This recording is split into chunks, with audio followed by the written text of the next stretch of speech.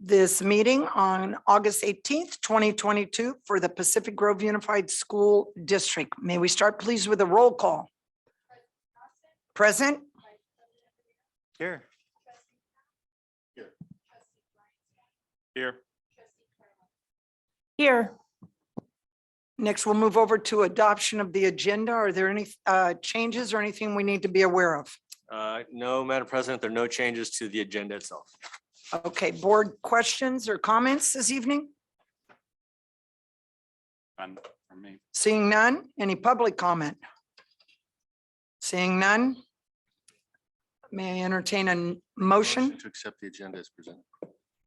Second.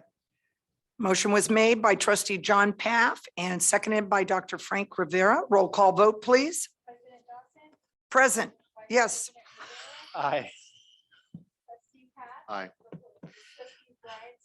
Aye. Aye. Thank you, Carolyn, because you're right. I'm close, but not quite on it. No, I can't do it all the way through. It's just not humanly possible. Now we'll be talking about closed session and the items we'll be doing tonight. The Board of Education will meet in the closed session to consider matters appropriate for closed session in accordance with education and the government code. Tonight, we'll be talking some legal counsel regarding anticipated litigation and also more conversation regarding superintendent goals and evaluations for 22-23. Any public comment on our closed session? Seeing none, we will adjourn now to closed session.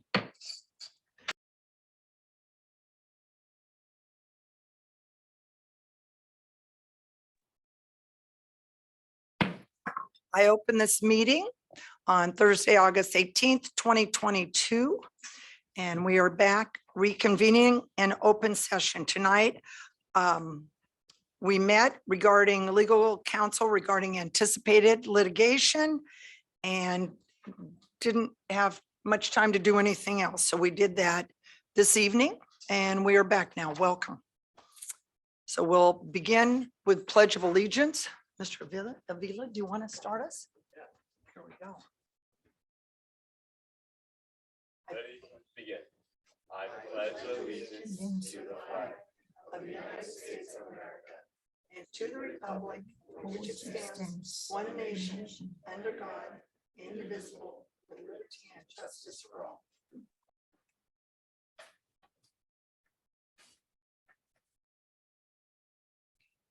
All right, we'll go ahead and start tonight with communications, please. So as far as written communications, this was definitely a quieter period of time. I did get a letter from Mr. Avila talking a note that you were going to be a little late tonight and you made it right on time. You don't even look tired from football. To be young, I barely remember. Good work. We also had a public information request and a follow-up letter regarding masking and the reasons we shouldn't be doing it. But that had already been decided, but there were still more comments to be made. Anything else anybody has? Thanks, Christy. I've got a few. Let's see here. I got 3 in favor of masks. I've got an accounting request, a contract status question, an article about Los Angeles County and their masking, 1 in favor of, sorry, not in favor of masking, a thank you related to the previous meeting, a question related to CTE, 3 related to a Public Records Act request. Sorry, you already mentioned that one. Concern with the state of the pool I got. 1 regarding woodshop item disposal and 1 about busing for students, wanting to know the routes and the estimated time of busing getting implemented. Thank you. Okay, thank you very much. I also had any of those were on my list here, but also a request on whether or not we were going to take a position on Prop 28, which is a 1% California budget item for arts. For the arts. Whether or not we were going to take a position on that. Okay, thank you. Anything else from anybody? Okay, thank you.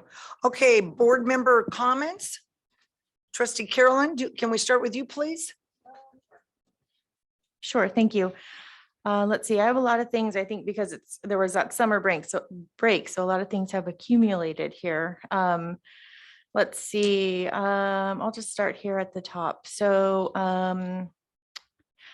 there was a transportation bill passed in the state of California, and Ralph, I was going to ask you, can you give the board a little bit of a primer on what that transportation bill means for PGUSD? Of course, not tonight, but in the future. I know that our staff is working hard to get our bus drivers up and running, but there's been a new bill passed, and I just want to make sure that we're following through on that. And also it's good for the public to know. So there's that one.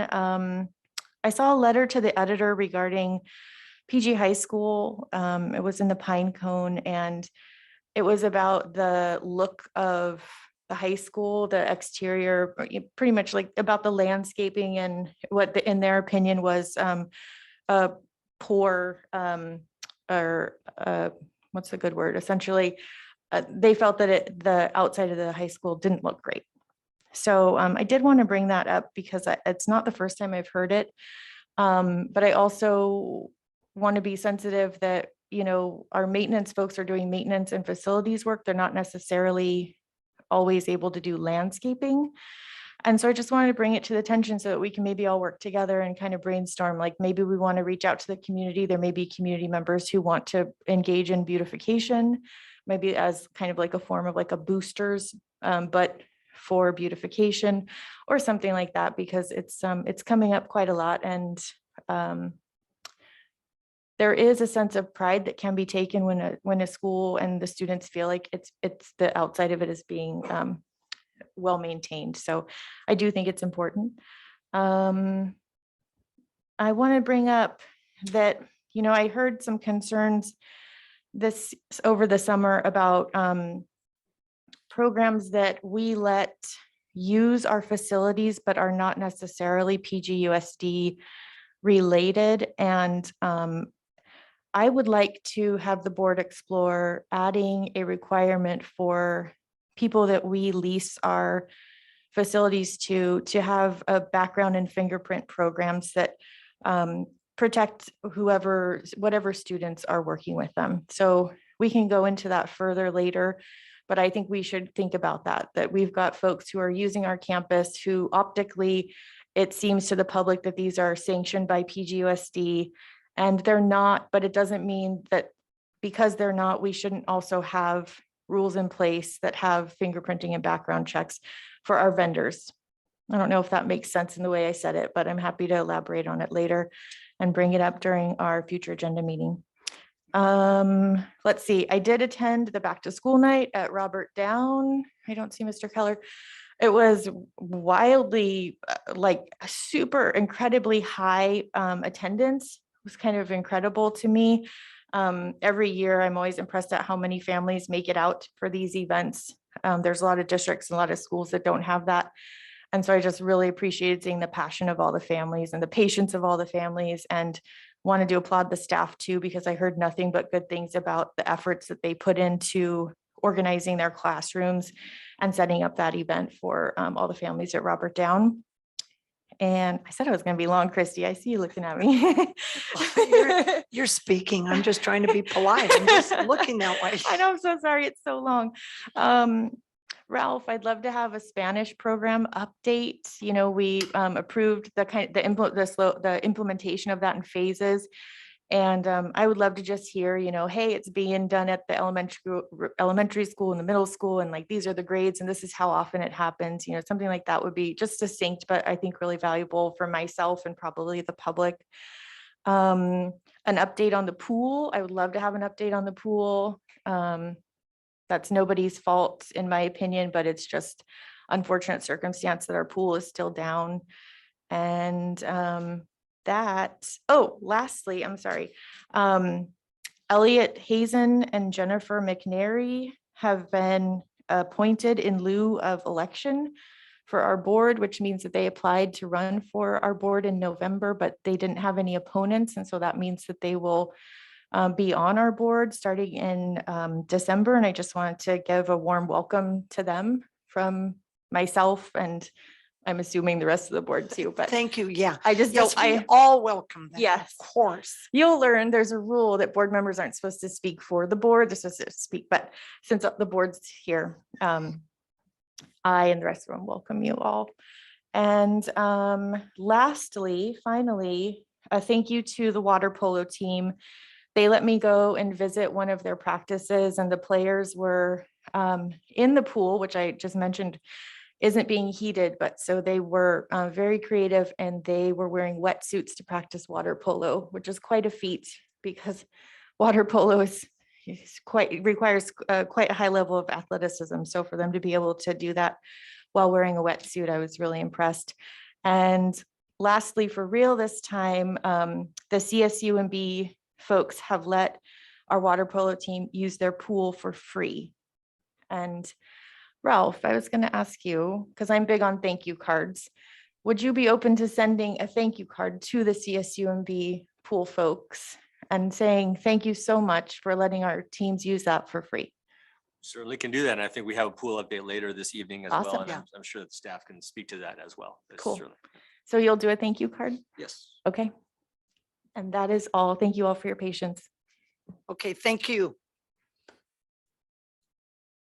Thank you. Welcome back to our first official meeting. We did have that one prior. but- Special. Yeah, special meeting, and it was special. Very excited. I'm just feeling really excited about this upcoming year. I don't want to take up too much time, but I was at the Robert Down for obvious reasons, and it was just great to see the positive buzz in the air. Just everyone just interacting, and it was just a sight to see. And so I'm elated. That's all. Thank you. Of course. I'm going to go back to Ray, don't worry. Yes, you please, Okay. trustee I Swenson. too hit Robert down, which is great. Carolyn and John were going mad at the grill. But, you know, I didn't see any veggie burgers, so I hung out for a while. I heard you had them, and then I went back home and had dinner there instead. But it was great, and the turnout was really amazing. Elliot, congratulations. What else? Oh, Carolyn, I do like that idea of some kind of beautification. I would love to pull on that thread a little bit more at some point too. I'm guessing that there's probably a liability issue, but if there's a way that I could somehow get to operate a chainsaw for an afternoon. I With vote or without yes. the chain. With chain, Yeah, and, chain. and No I battery. understand that trustee Rivera is quite handy with the stump grinder. But I was thinking about that today as I was driving down. I zipped down to David Avenue because I wanted to see how the lot had progressed. And you can actually drive through the parking lot there now without breaking an axle on your car. So that was really exciting. There was one more thing. What was it? We can come back if it doesn't. Yeah, I think, yeah, maybe that was it. Anyway, it's good to be back into a normal sort of board meeting. Normal sort of. Well, I want to take a moment to introduce President Ray Avila. And it was so nice of you to write to us from the Azores and make sure we knew your opinions on masking. That was very nice. But during the board meetings, we will always ask you to please speak to what's going on at the high school and keep us abreast of what's happening. So could you do that now for a moment? Absolutely. So we came off a nice long summer break with the leadership class making a big effort to reacquaint and acquire all the freshmen and all the new students. We've made a big effort to be doing that. We've done a really good job, I think, of really bringing all the new students together and all the freshmen. We've made a big effort to, keep the leadership kids out of class for 2 minutes before the bell rings, after the bell rings, to make sure they all know where they're going with the new bell schedule. It's a little tricky, especially being new to the school. Even the kids that have been at the school still get lost every once in a while. So we've been helping them out. So that's been great. Had a lot of fun doing that. Met a lot of new freshmen. Made some friends already. Made some, so that's been great. Talk sports for a little bit. Football. We were supposed to scrimmage Marina tomorrow, but that fell through for numerous reasons. So Coach Gray called up Stevenson and we're going to be scrimmaging Stevenson Saturday at 1:30 instead at Stevenson. Oh, there. So that'll be fun. We were a little disappointed to hear the Marina scrimmage went through, but we're excited to play Stevenson now. Volleyball, I know their season is getting kicked off next week. They have an away game on Thursday and then first home game on Friday. So I'll be in attendance and hopefully a lot of students will be too. Water polo, like Ms. Swanson said, they're really eager to get back in the pool 100% and get their season kicked off. And I'm really excited to see that because I guess they're pretty good this year. Shoe week, we're getting into shoe week next week, so that's always a fun one. Came up early this year. You know, the hallway decorations, always a big tradition on Thursday morning. All the leadership and whoever else wants to participate can come and 3:30 in the morning, 3 in the morning, 4 in the morning, set up their hallways for whatever theme we're doing. This year we're doing board games. So my senior class will be decorating our hallway as the board game Candyland. So that should be a fun one. Lastly, we did not have an editor step up this year for yearbook. So the leadership class has taken that on as a responsibility.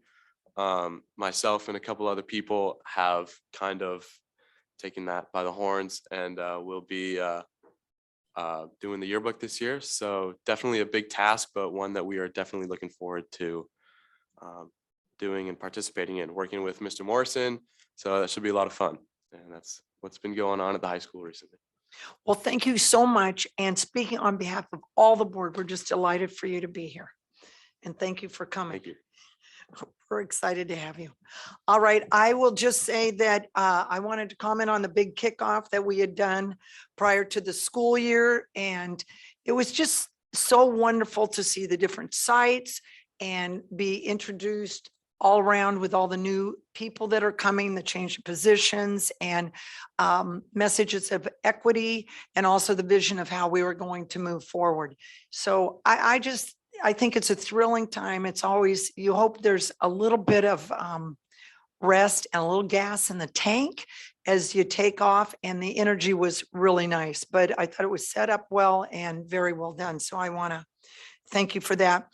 I serve for the Community Human Services, and over the summer, Schumann Heart House is where the Arthur Murray Dance Studio is. And I mention it because it will take care of the homeless and families. So sometimes that may affect us by students who will be coming here, and it Casa de Noche Buena is connected, and now we're stepping into that area as well. And I'm very happy to represent us there. They do really good work, but I'm very excited about helping additionally more homeless and people that are in a transition. Spend a lot of time not only having them have a place to sleep and eat and stay clean, but they give them a lot of skills that help them know next step, what resources are out there, and help them move along their way and get situated with their families. So I just want to report in on that. So that's that. And now we're going to move over to. President Dawson, can I interject one thing? 'Cause Absolutely. I Did remembered something what I pop forgot. back in? Yeah. Good. So at our last meeting, I said something that was considered by some to be a disparaging remark about the Monterey County Independent Study Program. And I wanted to clarify what I Oh. meant. So, because I said something about it being not great. And what I meant by that really wasn't that the program wasn't great, but that I had heard that some people had trouble finding out information about it or getting registered, in that I wasn't sure everybody was really even aware of the program. So I know the program is great. I didn't mean to imply that it was not great, but I wanted to make that clear tonight. It's good to clear up miscommunication. Excellent. Okay, I think we go now to Superintendent Report. Well, thank you, Madam President. I'll make it brief, deference to the long agenda, but I do want to extend a few kudos out and perhaps some clarification. First and foremost, I just want to extend my gratitude to the entire staff, the teaching staff, the classified staff, the administrative team, everyone. It was just a really great start to the year. And you know, I've had an opportunity to be at the sites quite a bit already at the beginning of the year, whether it's at lunchtime or visiting classes or whatever, and just the positive vibe that's out there is just really great. And I know very well that the reason that's the case is that our staff has just done a tremendous job making connections with students and with the families. And so I just want to make sure that that's abundantly clear, that I appreciate all the work that our staff are doing. I think that the other kudos and thank you to our community partners, both the city and the police department. Every year they step up to the plate a couple weeks before school starts and asks, what can we do to help you get the school year off to a great start? And they don't put any limits on it. They just ask, what do you need? And the police department in particular has always stepped up. Operation Safe Schools, I think they've done this now almost 8 or 9 years at least. And basically every officer on is out there and making sure that the roadways and the sidewalks are safe. They've done a great job with that, and it's been noted. And we to date still have officers that are just making appearances out of nowhere and solely just to build relationships with students and families. And I think it's just a really great thing to happen. So I appreciate those partnerships that are there. I did want to make note that you'd mentioned the Spanish classes, so I do want to mention that for a moment. I had looked out for that in particular as I started my walkthroughs this year, and it does my heart good to see the work that's happening out there. It's happening great everywhere, but it was fun to be at the Robert Down class when they were in the auditorium. Teacher was just going crazy, and the students were going crazy, and lots of great learning happening. And I was just so impressed with. They weren't hitting just the mild stuff. They were already getting into trying to build sentences with phrases, and they were doing just great work. And also at the high school, Mr. Bainbridge, is that right, Mr. Garcia? He is just phenomenal. He and I have engaged in lots of conversations. He comes and speaks to me in Spanish right out the bat, whether out in the hallways or whatever. He's invited me to come play a loteria with him soon. And I sat in his class for a little while, and the way that he's engaging students in Spanish and the rapport that he's already built with them, there's a high level of expectation. Students know they have the support to get there. It's just really great to watch. So a lot of that road is in thanks to Trustee Paff for a long struggle to get this program moving in the district. And so it's appreciated, and you should be proud. It's moving along well. Also, the cultural proficiency was mentioned in terms of our focus specifically on equity and cultural proficiency. We did have our first training for cultural proficiency. Everyone don't want to call it that, but that's the best word I can use it right now, into phase 2 with about 38 of our staff members. And Director Rogaman is leading the charge there with our consultants and the teachers, and everyone is stepping up to the plate. Incredible conversations happening. I think part of the reason for its success is that it's a safe space to have very difficult conversations and to be able to kind of find a meeting place in terms of what are the best ways that we can provide opportunities for all of our students to be successful, to have a great education, regardless of their background and regardless of the experiences that they had. And that's the focus that we have. So I've spoken with Dr. Flores, and I think Director Rogaman, myself, and he are going to try to put together an update, hopefully have some of the participants come in and present as well. We're just trying to get the timing down with it, but wanted to get this first couple days going. Our next meeting is just a few weeks away. So we'll get rolling on that. So it's going very well. And the only other piece I will mention in regards to landscaping, because I do want to respond to that, Principal Garcia and I, we've been speaking about this now it's been close to a year. Students have brought up the concern as well, and they would like to see, they want to take some projects up on their own as well. And I know that the administration has done a great job of listening and trying to figure out what that would look like, whether it's beautification days or otherwise. I do want to remind the board that a few years back, the board did approve a landscaping master plan, and we paid quite a bit of money to get that plan drafted. So we'll look into the archives, dust that tome off, and try to restart ourselves from that position to see what it was that we had in place at the time. Is it feasible now? And maybe use that as a launching point. I know Director Anderson would not have seen that since he just started, and we haven't really made much of a show with it yet. So we'll go back and take a look at it. So yeah, it was a while ago. So 2011? yeah. It was a while back. Okay, a few years. So we'll shake that loose and get that going. If Otherwise, the paper doesn't just disintegrate in your hands. no, we don't think it will. Okay.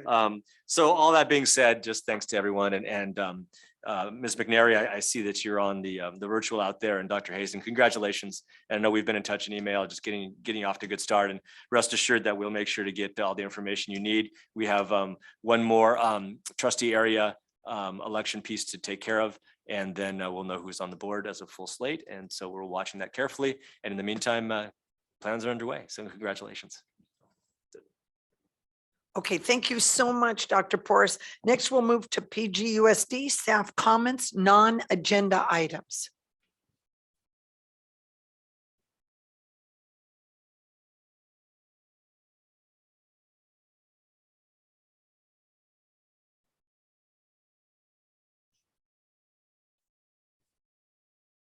Is your mic on? Button on the microphone there. There you go. Good evening. Sorry about that. Great start to the year. It's good. Sean Roach, proud principal of Pacific Grove Middle School. And I have to echo the sentiments of Dr. Porras in that the start of the year was really full of excitement and kindness and kind of paying it forward. We had a lot of our 8th and 7th grade students helping out the 6th grade students. They did a wonderful job. Very positive, very happy, and really navigating the climate pretty well at this point. So absolutely love it. Quick Spanish class update at the middle school. Senor Clark, who is a wonderful teacher. We placed him across the hall so that we could, by osmosis, learn Spanish ourselves. As we're hearing it kind of come across the hallway. Students are super jazzed. He has agreed to coach our boys soccer team. And so it's a big passion of his. He wears the regalia as much as he can. And he's just created kind of just a lot of excitement about Spanish and a lot of interest in the subject. And so it's really going well. I'm super happy that this decision was made, and I can only see it getting better from here on out. A couple of dates I want to let you guys know. First of all, next Tuesday, the 23rd. Next Tuesday, the 23rd. We will be holding our PGMS Safety Night at 6 p.m.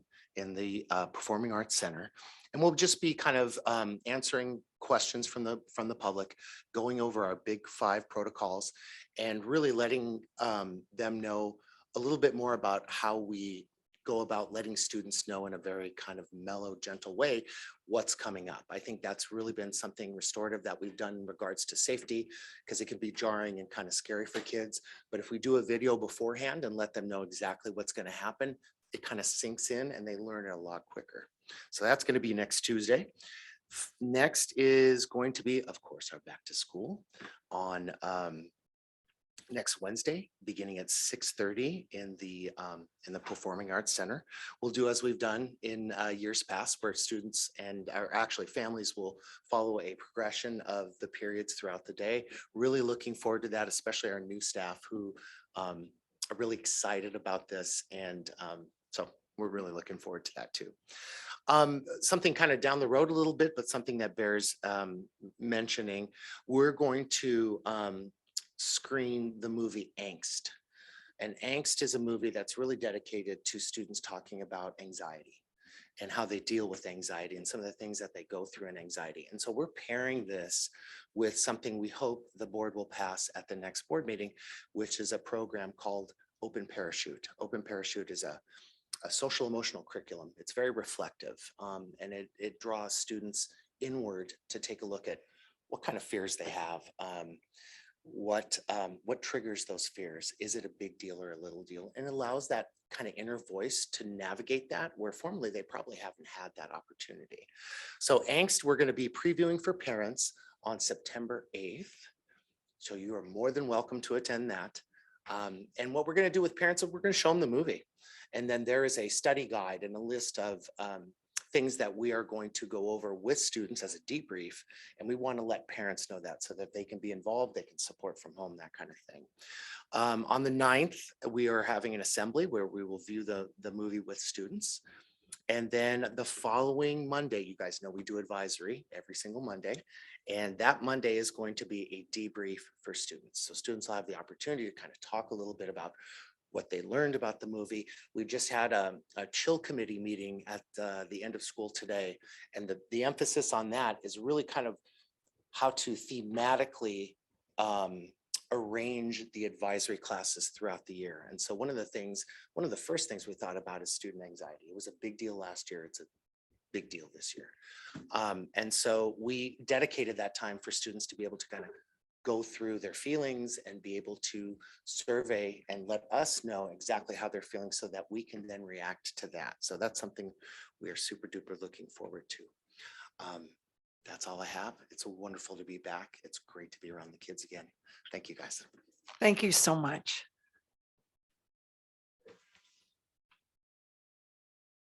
Okay, Song, please speak to us. Thank you, Madam President. First off, I do apologize that I cannot be there physically tonight. On a good note, I would like to acknowledge our maintenance and transportation department and also our custodians to getting our school started. They've really done an incredible job.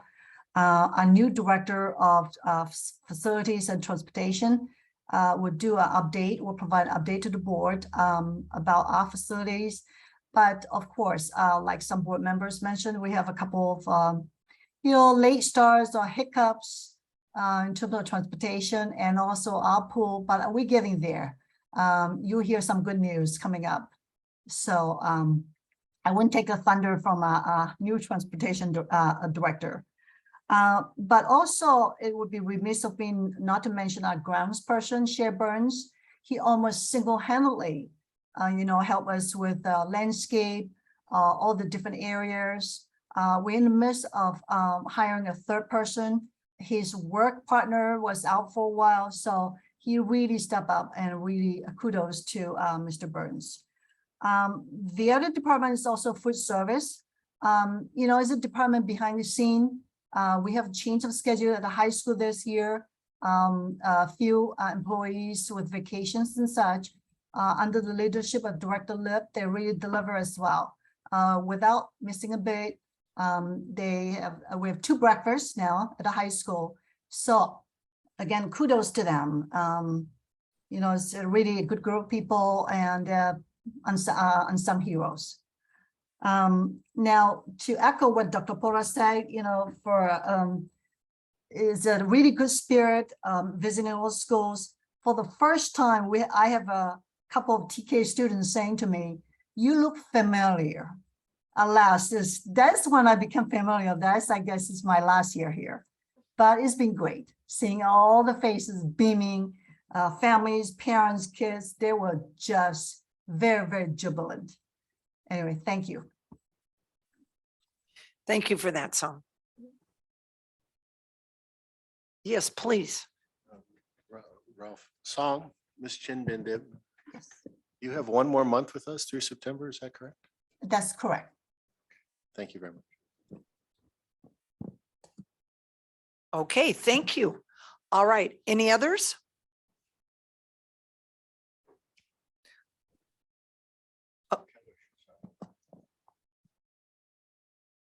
Okay, here we're going to go. Can you please read? Sure. Individuals desiring to address the board. Public comment on any item of interest to the public that is within the board's jurisdiction will be heard.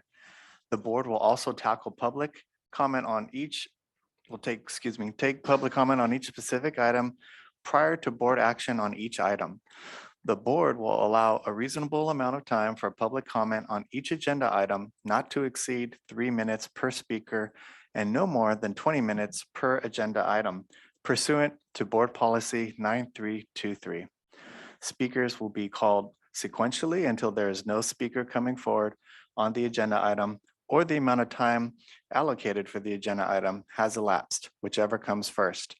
This meeting of the Board of Education is a business meeting of the board conducted in public. Please note that the Brown Act limits the board's ability to respond to public comment. The board may choose to direct items to the administration for action or place an item on a future agenda. Thank you so much. All right, so individuals desiring to address us this evening? That would be you, sir. I don't see anybody in front of you. You go first. I wasn't sure if there was anyone online, but thank you so much. Hi, trustees, staff, teachers, and Pacific Grove residents. I wanted to introduce myself for those that I haven't met, although I think I've met almost everyone in the room, which is great. My name is Elliot Hazen. I am a local marine biologist with 2 kids in the district, and I cannot verbalize how lucky we feel to live here in the district. Thanks to the many people that have come before us and made this such a special place.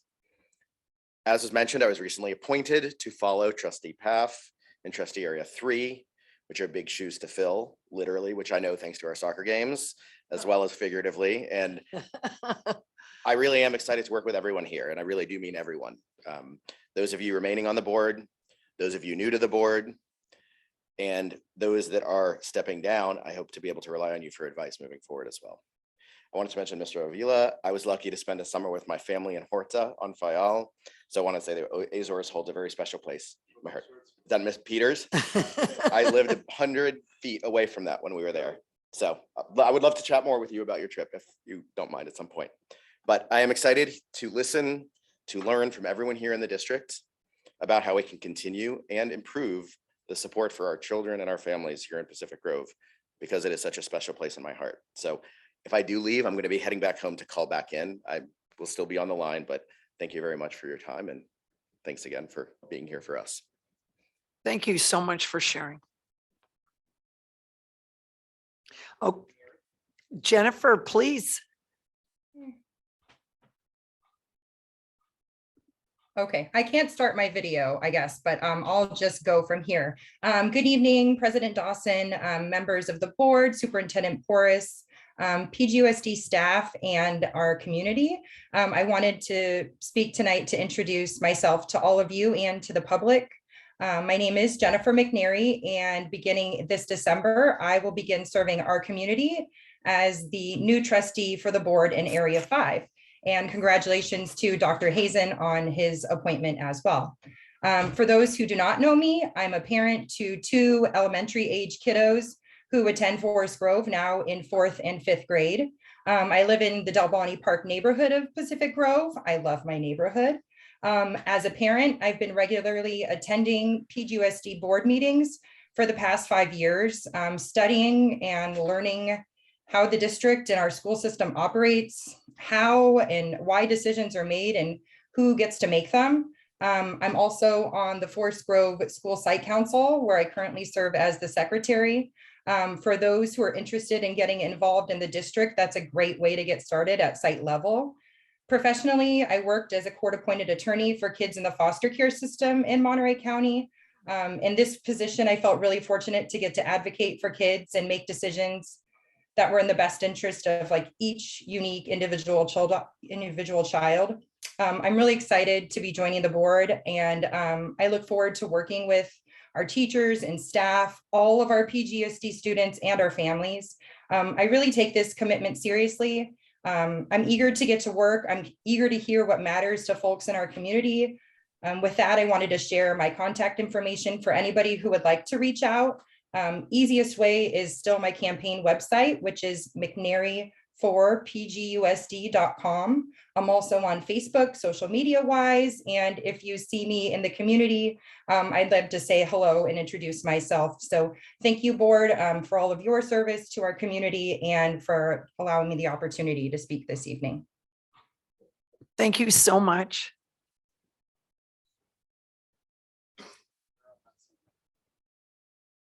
Siobhan.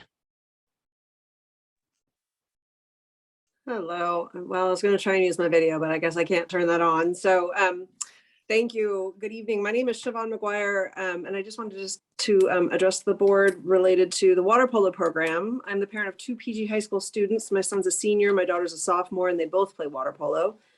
As you know from emails you've received from frustrated parents, myself included, the pool heater is broken again. In just the past month, our coaches, our players, our parents have shown an extraordinary level of dedication to the PG High School water polo program. And I just wanted to share with you some examples of that dedication.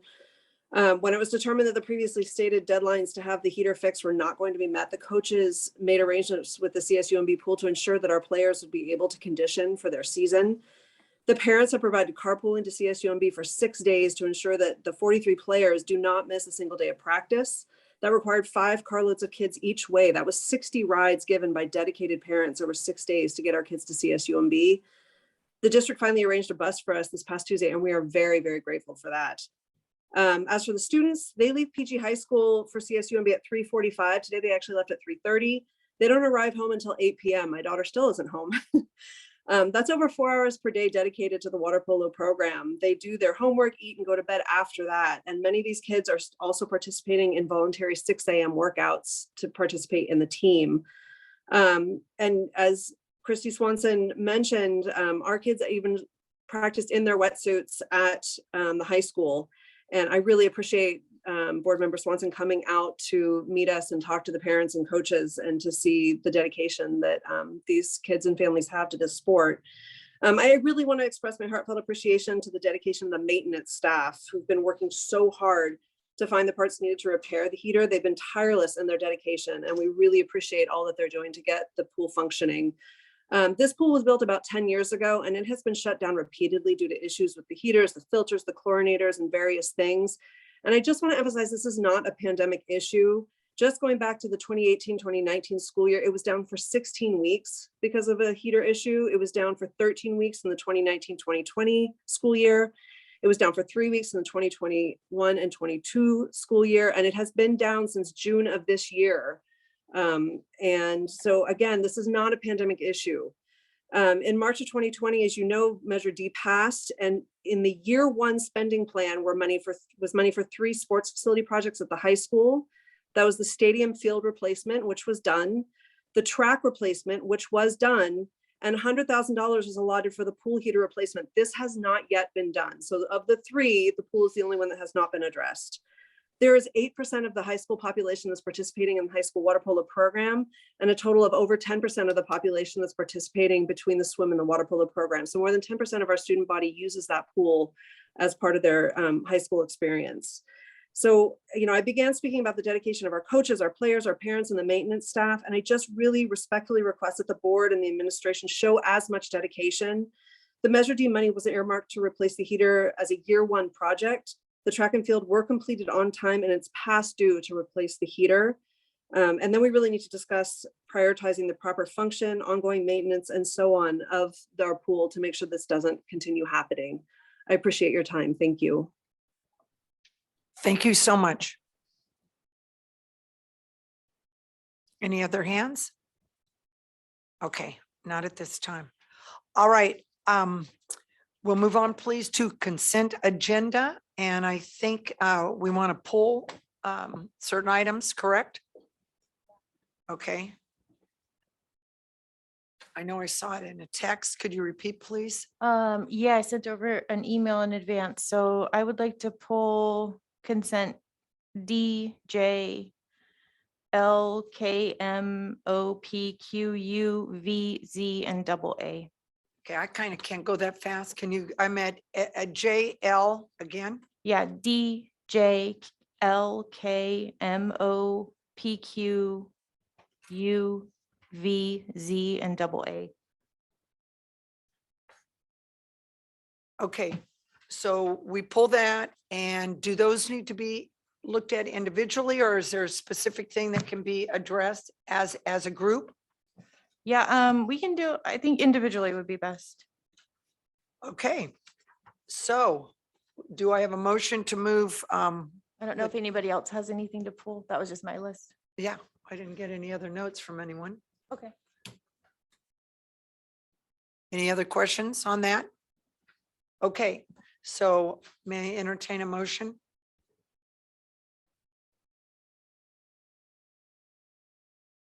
I make a motion to approve the remaining items on consent. Second. Okay, the motion was made by trustee John Paff, seconded by trustee Brian Paff. May we have a roll call vote, please? Yes. Aye. Yes.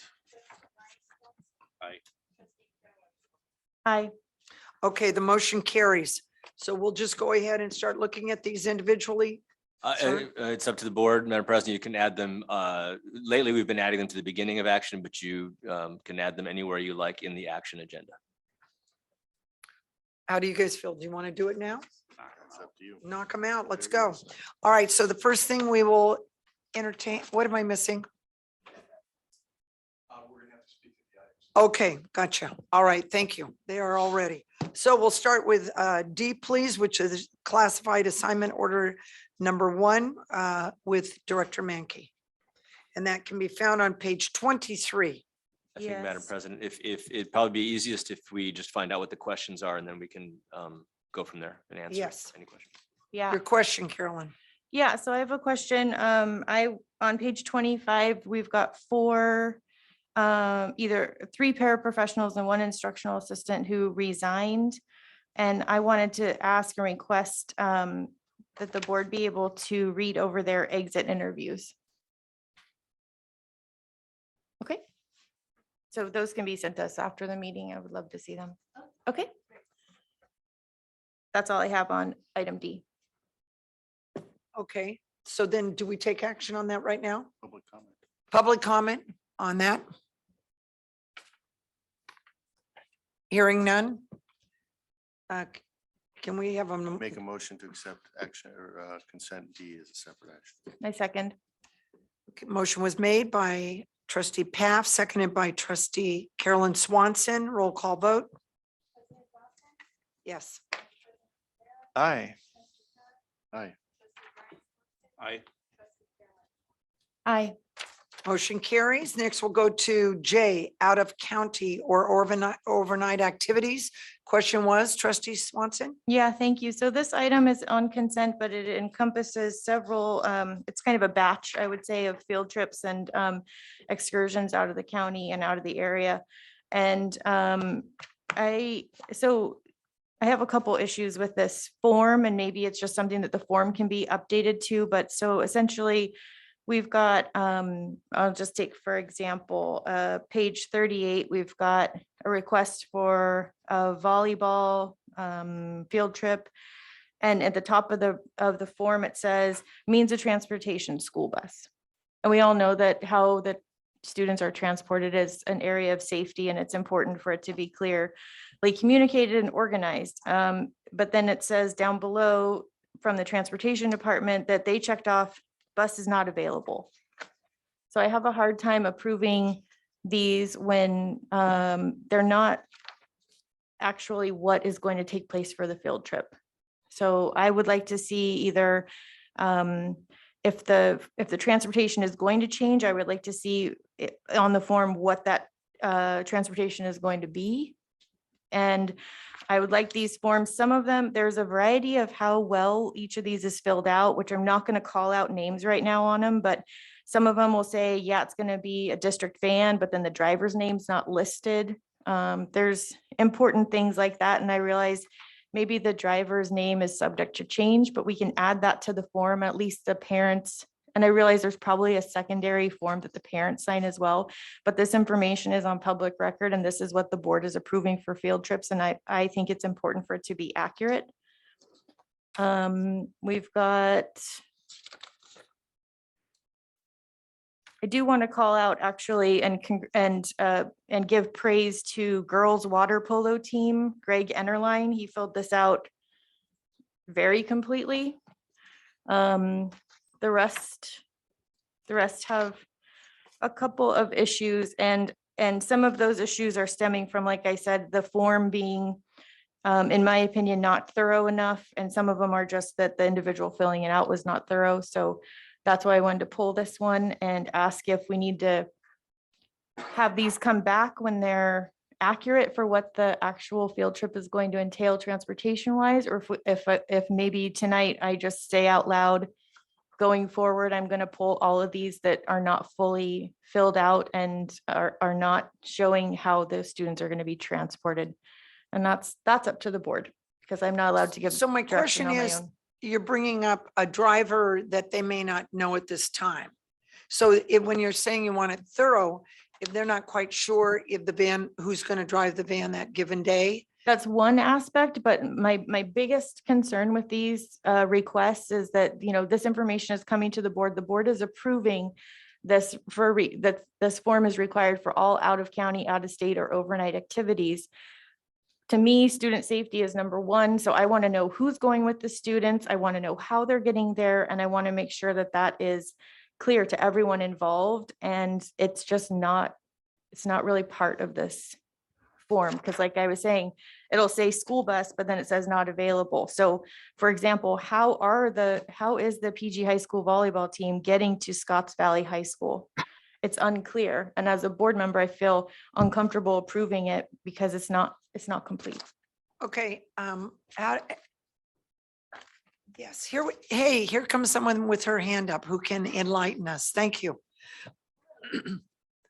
Thank you. I think it's on. Sally Richmond, Pacific Grove High School. I have filled out this form many times, and part of the issue is that it needs to get in well in advance of the trip so that the board can approve the trip.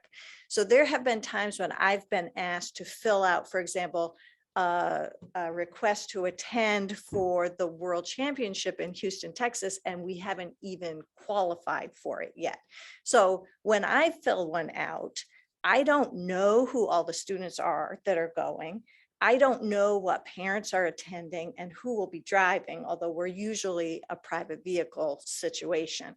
So it's difficult for us to fill out the form so well in advance and ensure complete accuracy. So that's my only comment. Thank you. Thank you for that. Yeah, if I can address that comment, I understand that, and these are coming far in advance. And so if that's the case, then we need to just add to the form that, you know, this is the driver name and it's subject to change, but the driver name is one issue. It's not all the I issues with this understand. form. Yeah, okay.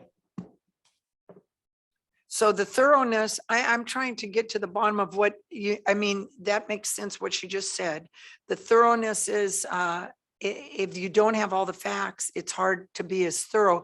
You just think that some are filled out better and more completely than others? Well, two things. So I want the forms to be filled out as completely as possible. Some of them say there's no cost for transportation. Some of them say there is, and that's not consistent. So I want these forms that we're approving for the students to be going with, you know, off campus, possibly out of the county. I want these to be as filled out as possible and really clear about their means of transportation. And if the means of transportation is being denied and not available, then it was able to be listed on here that the school bus was going to be used, and also listed on here that the school bus is not available. You They had said time that. to do this. Yes. So then how are they getting there? I can't feel comfortable approving a field trip if I don't know how students are going to be transported. We're all aware that there's a shortage of drivers. We're aware that people are being trained. And I mean, I hear your concern and it does speak to safety, but some of these things may not be known at that particular moment. So is there, I mean, it feels like there's two different things here. One is just the manner in which they're filled out is not, you'd like that to be more thorough. I don't know if at the different sites, if there could be somebody who's kind of the person that it comes to and they can try to ascertain if it's filled out as completely. So maybe there's a little more uniformity in the style, but I do think that it makes perfect sense what was just shared, that you don't always know. And by virtue of when our meetings are and that they're asked to give it to us really early, I mean, nobody here disregards safety for our kids, but there are certain things that I think make it a little difficult to have the thoroughness that you might be most comfortable with. So I would like to request that these forms get upgraded in a way that makes sense for staff and the lead time that they're required, but also gives us a good idea of who is driving our students and in what way they are arriving to these destinations. So if they have a name and they say Joe Blow will be driving, subject to change, that would make you feel more comfortable as an example? That for the names, yes. Okay. And then also for the means of transportation, if the school bus is being declined, that we don't have those resources, then I want to know how these kids are getting there. I don't want a repeat of the situation last year where we had a band trip and the kids were put in random vehicles last minute because there was a scramble because the bus wasn't there for them. And this is one of the keys that I see needing to be turned so that we can prevent that type of thing happening. But if we don't have a bus driver, then we agree there have to be another means of transportation. Yes, and if they know in advance, if on this form it's saying, hey, the bus can't happen, okay, that means we may need to plug in parent drivers. Then those parent drivers need to all fall under and comply with using private autos, making sure they have insurance, making sure that the students' parents or caregivers know that those students are going to be going with these individuals. I think this is one of the starts of that breakdown of how are students getting safely to these field trips? Board comments? Well, I see a point here that my biggest issue when I'm looking at this, and when I went through these earlier, I did not look at the bottom portion where it says not available, and that's checked. What I was looking for was how are they getting there, and that's how I reviewed it. So it would be nice to at least make sure that whoever's filling it out doesn't have something that's contradictory to say we're using a bus and then the bus isn't available. But that to me seems something basic. I don't understand the ins and outs of how all of that is working and assigning buses and that sort of thing. But I could also see how that happened, because maybe somebody, it's like, well, I'm going to use this form 20 times and some things might be filled out in advance. I don't know. And I don't know if Principal Garcia, if you have any insight into that. And if you Madam- don't right now, that's okay, but we should figure out. Madam President, can I speak? May I speak? Yes, there, I wondered Okay. who was speaking. There you are over there with your hand. You're very tiny. Thank you, Song. Yeah, Thank you. please speak to this. Perhaps I can add a little bit insight into this, although I'm not involved in, already literally filling out the paperwork, but I do get involved time to time in reviewing the paperwork, asking questions. And like Ms. Richmond says, true, we do require, requesters, whoever that's needing a service, bus service, to send it to the Transportation Department ahead of time for a variety of reasons. One of which, Madam President, you had said because of a shortage of driver, because our priorities has always been, first of all, students, a special ed, and then home to school, and then with our sports team, and then out of county trips. Those are in that kind of priority. So we have to look at our availability of transportation in that order. So having said that, the form would be filled out, the top part. That's why Trustee Swenson was talking about, where it says school bus was sent to the Transportation Department, and the department will review it. And then whether it's available or not, in this case, that one, I believe, is August 5th, and then the review was sent back on the 10th. Yes. So meaning when, without looking at calendar, the 5th, so the 6th and 7th, the weekends, so take about 2 more days. So the 10 was sent back to the site saying that we do not have a driver available transportation. So that's why it says not available. What we can do though, when that happens, we'll, instead of sending the final form to the board, we can ask the site to change it, to update it. We'll take out, because Transportation Department does not have the authority. We cannot override informed K-12 form. We have to show the initial form, the request, because there was a liability, there was a process, and it goes to Transportation Department, they'll respond. So instead of doing that, what we'll do, Transportation would, instead of do a finalized document to the board, we'll ask them to change it, saying, individual driving or some sort, instead of school bus. Then it would not be conflicting message saying school bus, because that's what they requested, but it was not available. So there's one step we can do is, it would take extra steps from the Transportation Department, at least the board, you will have the final document. I'm comfortable with that. I'm You're comfortable with that. And another reason I'm comfortable with that is it also makes really clear back to the staff member or the individual who requested this, there's no question in their mind, okay, this school bus is not going to happen, because that's my concern with this conflicting information on the same page is what is actually going to happen. So thank you, Song. That is, I agree with that. I'm agreeable to that if everyone else is. Okay. Thank you, Trustee Swanson. Just Chris? also, our staff does communicate. It's just that in your final form, you don't see it. They do communicate in email, phone calls, many things transpire before we say not available on August 10th. Thank you. Sure.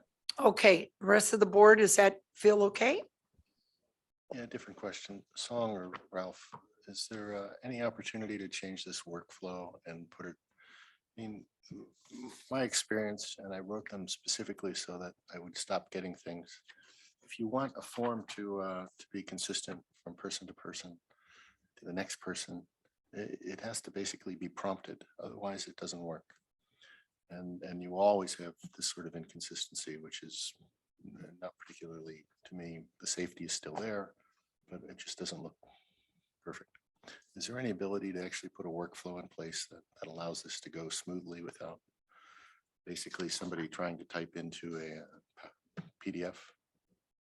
Well, the trips all go through there's a Inform K-12 process that literally step by step by step, one person does it, it goes to the next, one person hit it, it goes to the next. I think what's being spoken here is that at some stage, it needs to be declined and sent back so that it can be the form be revised and then brought back forward again. That's the workflow of it. And so that's probably the smoothest possible process. Again, it's kind of that whole idea of we don't have a robust staff to be able to go back and adjust the forms. We're relying on a system to allow us to do that. That's how that system works. I'm not asking the right question. All right. This is a paper form, correct? Or it comes across as a Excel or something similar, PDF. Right. Yeah, so that is actually the thing that if you want to make something a little more robust, it can't go forward without a number of appropriate checkboxes already done, and it's all in your system and on a computer and done. And that doesn't sound like that's what we have. Otherwise, you wouldn't ever have one with a blank. It would at least have not applicable or something. Right. Right. Can we look into that? I think as during this process, we can try to see if there's. I'll talk to you offline. Yeah, I think I know where you're driving at, but I think It's not for today. Yeah. Today, I'm going to say, let's make a motion to approve. But I second that motion.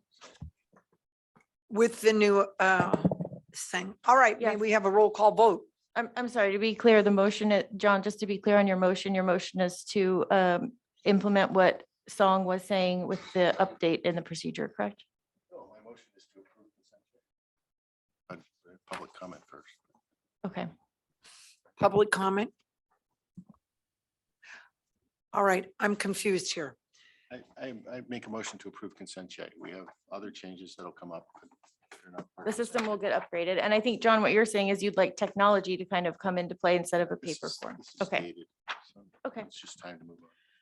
All right. I second your motion to approve, Jay. Roll call vote, please. Yes. Aye. Aye. Aye. Aye.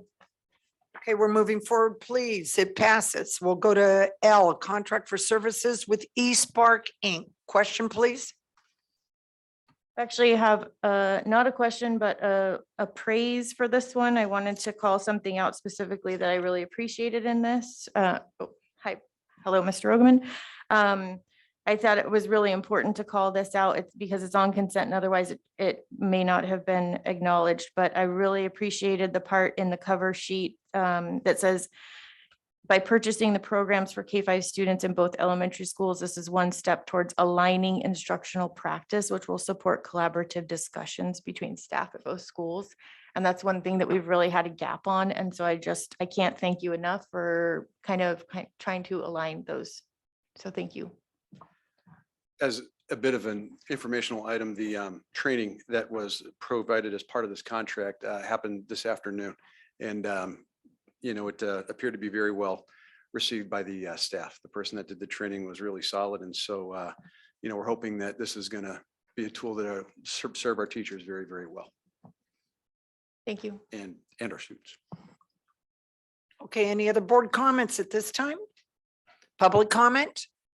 I move that we accept the contract for services with eSpark Inc. A second. Motion was made by trustee Dawson, seconded by trustee Carolyn Swanson. Roll call vote, please. Yes. Aye. Aye. Aye.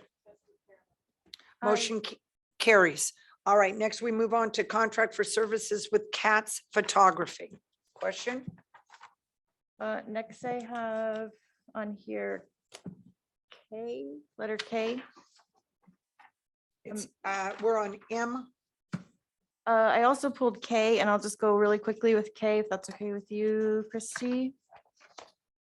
So this is our agreement. This is our independent consultant agreement. And this is for a group of people who are going to be working directly with our students. This is coming from the special ed department or Department of Student Services. And it doesn't require, the contract doesn't require fingerprinting or criminal background check or safe schools training, and perhaps safe schools training is not needed, but I'm fairly certain fingerprinting and criminal background check is needed, and I wanted to call that to attention and get some information on that.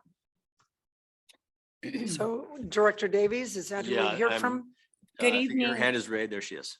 Okay, I just wanted to let everybody know that all of us who are trying to start our video, we're getting a message that's saying the host, there I am. That's what I wanted. Thank you. Welcome, Claire. We were all getting a message that the host will not start our video. So thank you, host. The agency that we contract with, Positive Behavioral Supports, they do their own fingerprints for their agency and their own background checks with their agency. And that's typical of any agency that provides services directly to students. So in the contract, number 8, under fingerprinting, it says that fingerprinting criminal background investigation certification must be completed and attached to this agreement. And I didn't see it attached in the packet. So if it has been completed, it should be attached. Okay. Thank you so much. Absolutely. Thank you. You're welcome. And Song, I mentioned this to you earlier, but just to be on public record, these contracts, they have an error in them that needs to be updated. In number 8, it says applicable only if checked under section 20, and that's actually should be section 23 for submittal of documents. No, thank you, Karen, Trustee Karen Swanson. Also, just for the record, that will improve the flow of the documents as well, especially those areas, some areas, some people do not put in a phone number of a consultant or the email. Now we're going to put a mandated bracket for everybody to fill out to be consistent. I think that's wonderful. Thank you. Thank you for taking that seriously. Okay, any public comment? All right, I move we accept amended contract with Positive Behavior Support Corps. Second. Okay, motion was made by Trustee Dawson, seconded by Trustee Rivera. Roll call vote, please. Yes. Aye. Yes. Aye. Aye. All right, we're zipping along here. M for Cat's photography. Question? Yeah, okay, so for M, so just this, it's gonna sound repetitive, but I'll be honest, I'm kind of frustrated that the contracts, because repeatedly I send in my information in advance, and I don't feel like it's being heard that these contracts need to be thorough. So I'm going through them one by one tonight. So this one, again, the fingerprinting and criminal background investigation certification is not included. And this is someone who is taking photos of students. So I do think that's important.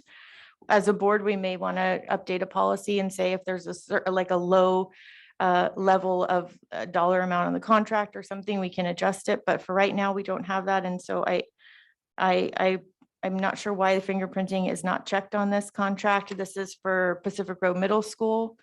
And the W-9 form isn't checked, and that's possible because this contract itself isn't for more than $600. However, I've seen this vendor come up multiple times, and I would guess that we do pay them more than $600 in the year.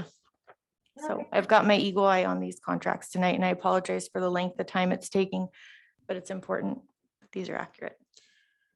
So his photography here is he sets up in the middle of with an audience around him. Yeah, always.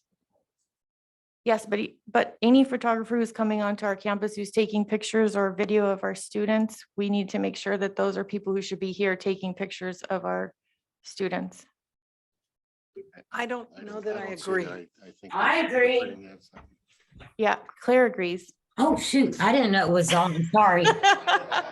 Thanks, Thank you, Claire. Yeah, this is serious. I mean, I've worked with people and realized later that, oh my gosh, there is major It is serious. nefarious behavior happening. And I'm not saying that any of these Time, vendors are doing that, but I'm saying we should have these safeguards in place for our students. Parents should feel that anyone coming on campus taking pictures or videos of their students have had a fingerprint and background check done. Well, I don't agree with that. So Yeah. I'm certainly for safety. But this does not fall into that category when you're taking pictures from a dais in front of 400 people. It's not privileged in any manner. So Well, so Ralph, legally, if we don't have to have fingerprints and background check on people who are coming on campus, taking pictures of and videos of our students, then will you let me know that? And I'll add it to my list of to-dos to possibly add to policy at some point. There is not a requirement there when the person has, we've been going around the new legislation that came through. Yeah. There's a recommendation that that's the place, but not the requirement. And so because he's supervised directly with administrators or teachers. The bigger concern comes in the law where there are individuals who are working with students not in the direct supervision of adults, teachers, staff members, whatever, and we don't have that in place. All of our vendors, for the most part, are usually either professional development directly with teachers, not students, or in this case with photographers, and there are always adults, teachers and administrators present in the room. So the requirement's not there. Doesn't, however, prevent the district from passing a particular policy around this issue. Making sure that those photos stay where they're supposed to be when that person is off campus as well. That's my concern. I'm a mom. I'm concerned. I want to know that the person who's taking photos on campus, even if it's from a distance and they're being supervised by teachers, I want to know that these folks have had background checks and they're on campus. Most of them are agencies like Life Touch, for example, are agencies that have been vetted thoroughly. This individual is well-known in the community and has been vetted in the past. We all know how well-known people. Well, I understand that. However, his businesses, but we've not had any issues. There have been no issues that have come up anywhere in regards to our radar, whether from within the district or without, for this particular business person. But again, the board can entertain a policy if the board would like to do that. Absolutely. And to be absolutely clear, I have nothing whatsoever against any of these individual vendors. I'm bringing this up as a systemic issue that I would like to address to get fingerprinting and background checks on everyone that needs to have it, who's coming on our campuses. Well, I think you look at somebody comes on to tune a piano or do other things. I didn't pull that contract. I felt that that was going to happen after school, and I didn't pull the one who's doing repairs. Okay, we'll have to hear from other board. I'm with trustee Paff on this. I feel like I've run these programs at my high school forever and there's a ton of people around. It's not isolated. It's not an ongoing opportunity for people to prey on children. I don't think at all. Like to hear from you. Who actually bears the cost of the fingerprinting and the background check? Is that borne by the district or the individual? I think it's the individual. Depends on the contract, but Yeah. typically it's the agency. So I think there's a big difference again between what we're doing here with COTS photography and what we would be doing with, bringing in somebody else. It's and in this situation, I don't think it's necessary to have, somebody who we're paying $600 a year to come in and provide a service that's essentially group photography, to have them to run them through all of that stuff. Okay. Yeah, I mean, if I'm open to bringing this, not to bring in the concept of being a little bit more thorough with fingerprinting and background checks. For this, I don't want that to stop this from going through.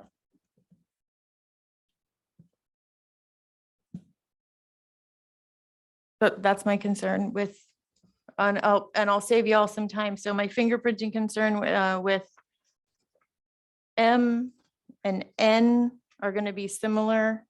Let me see if there's any others that fall under that, and then we can make a motion to approve those all at once.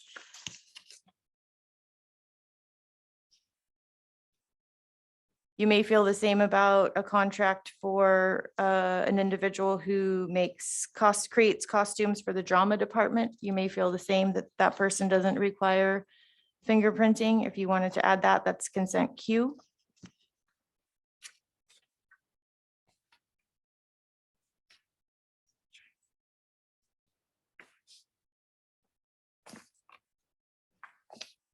And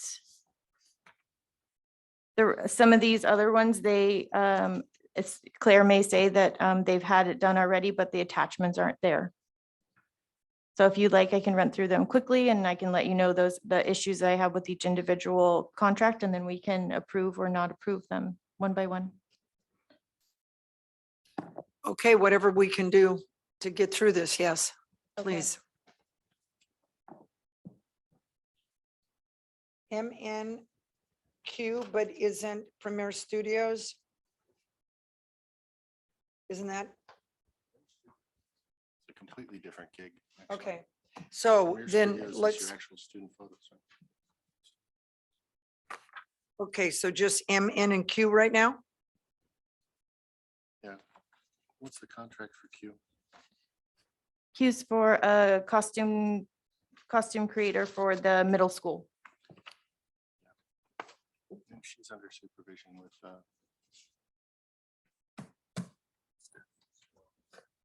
And outside school hours.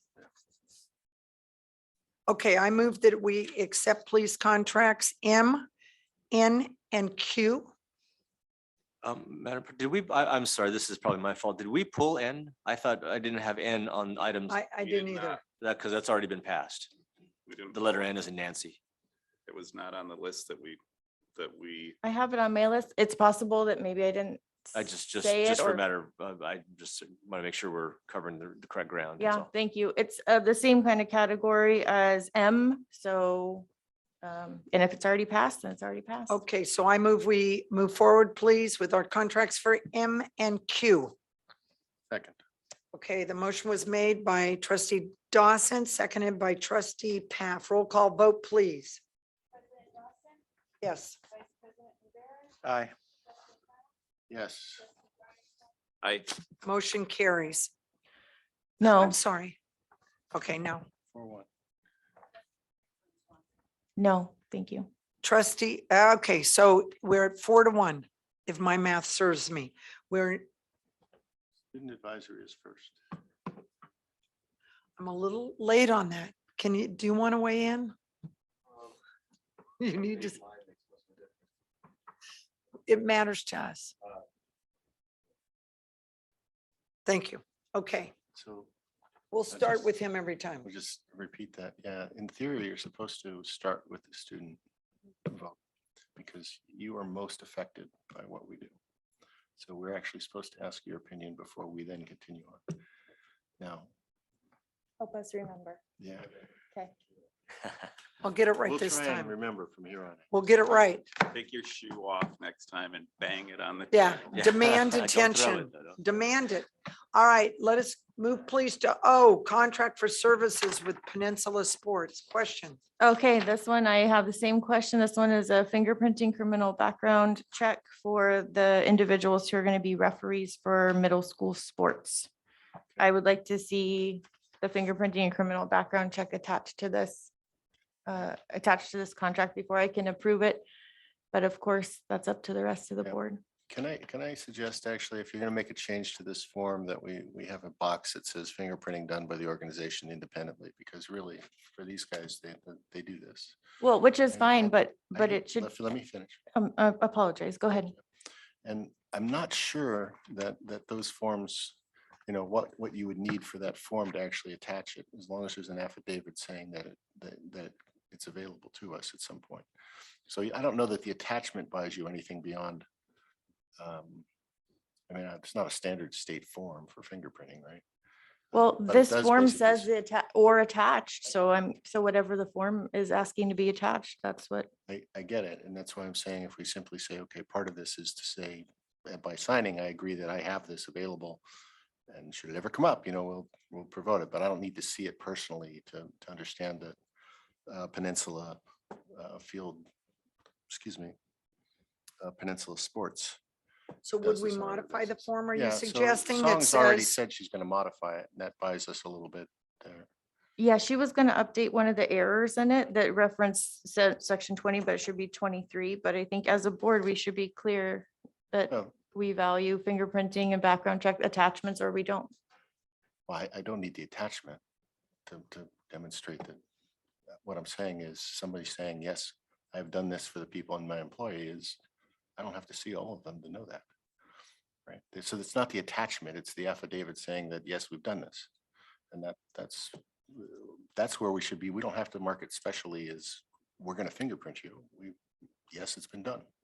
I understand what you mean. Yeah, and when Song updates the form, like you were saying, maybe that's what ends up being in there. Yeah. Yeah, and as long as that's fine with legal, then that goes. The next, sorry, Chrissy, go ahead. I'm not even clear where I am anymore. So O, are we moving forward with O now? Let's be clear if O needs fingerprinting attached, because at least this form is that's where we're at right now. This is what this form says.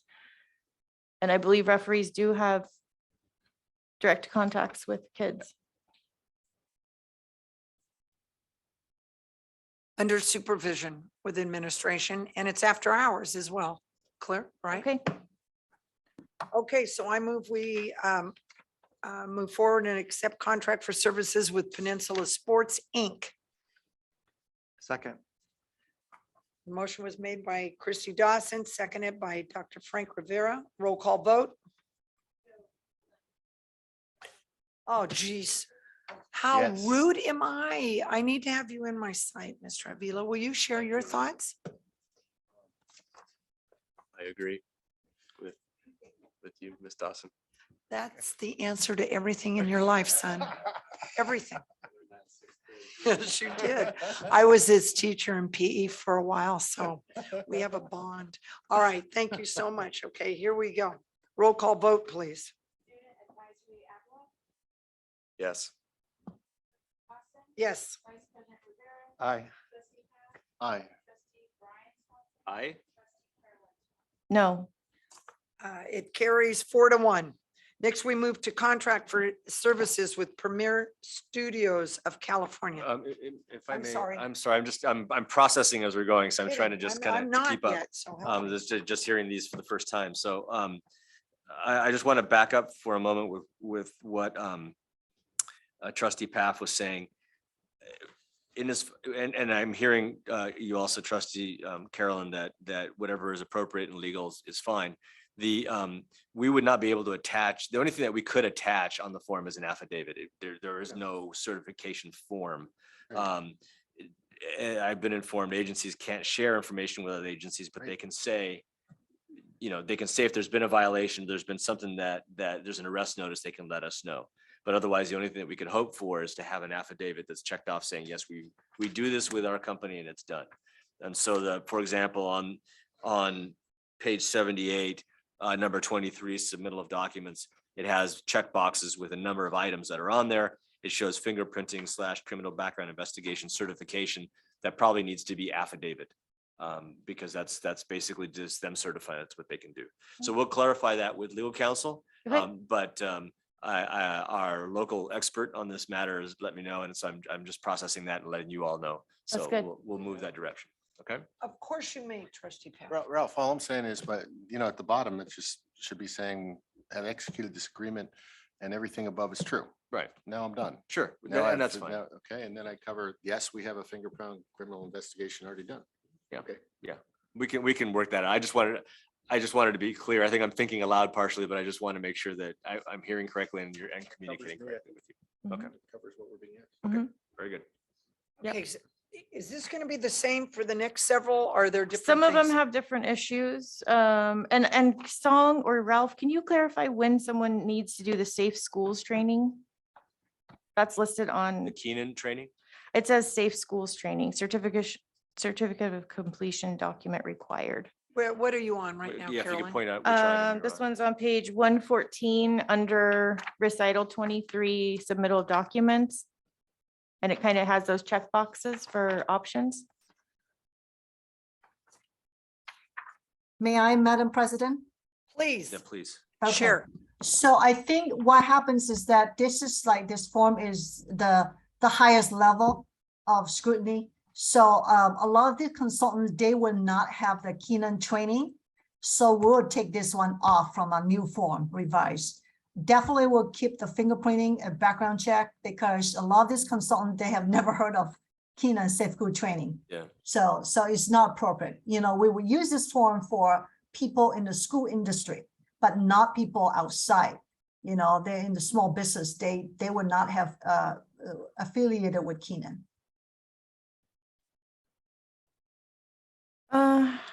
Well, I think it does. The question was, when would it be required? yeah, my question is, when would we require a consultant or contractor to actually go through a Keenan type training?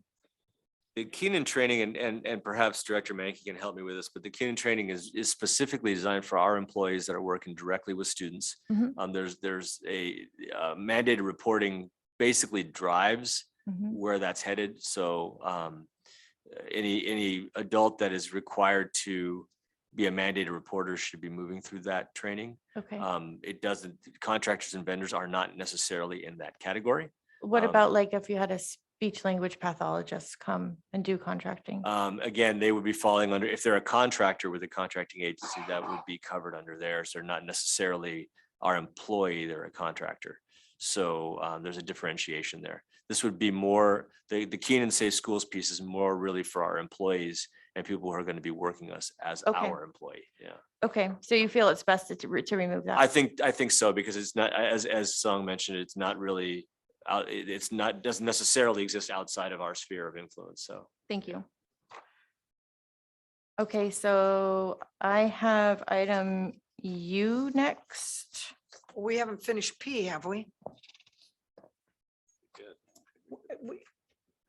Premier Studios, we're done with P? Did we vote on P? I don't think so. I don't think so. I'm marking it off. All right, let's do it quickly. Contract for services with Premier Studios of California. Contract with Premier Studios. Okay, Second. okay, motion was made by trustee Paff and seconded by trustee Rivera. Mr. Avila? Yes. Roll call vote for the rest. Yes. Aye. Aye. Aye. No. Sean, where do they Carries. take photos? 4-1. Where do they actually take photos? Middle school? Right on Forest Avenue in front of the PAC. Thanks. Okay, next we're going to move to U. Question, Carolyn? One moment, let me see what EU is. I don't have that here in my. It's stack. contract with Nicholas Gonzalez for, Okay, that one is. That one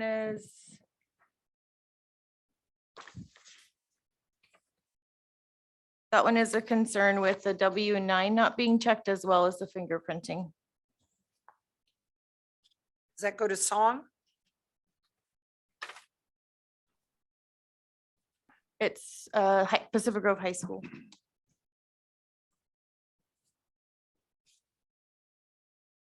I'm not clear who would field this question. So the vendor may be paid up to $1,800, but the W-9 box is not checked. Madam President? Yes, Song, I think thought this that is might be you. failure in the steps to not check.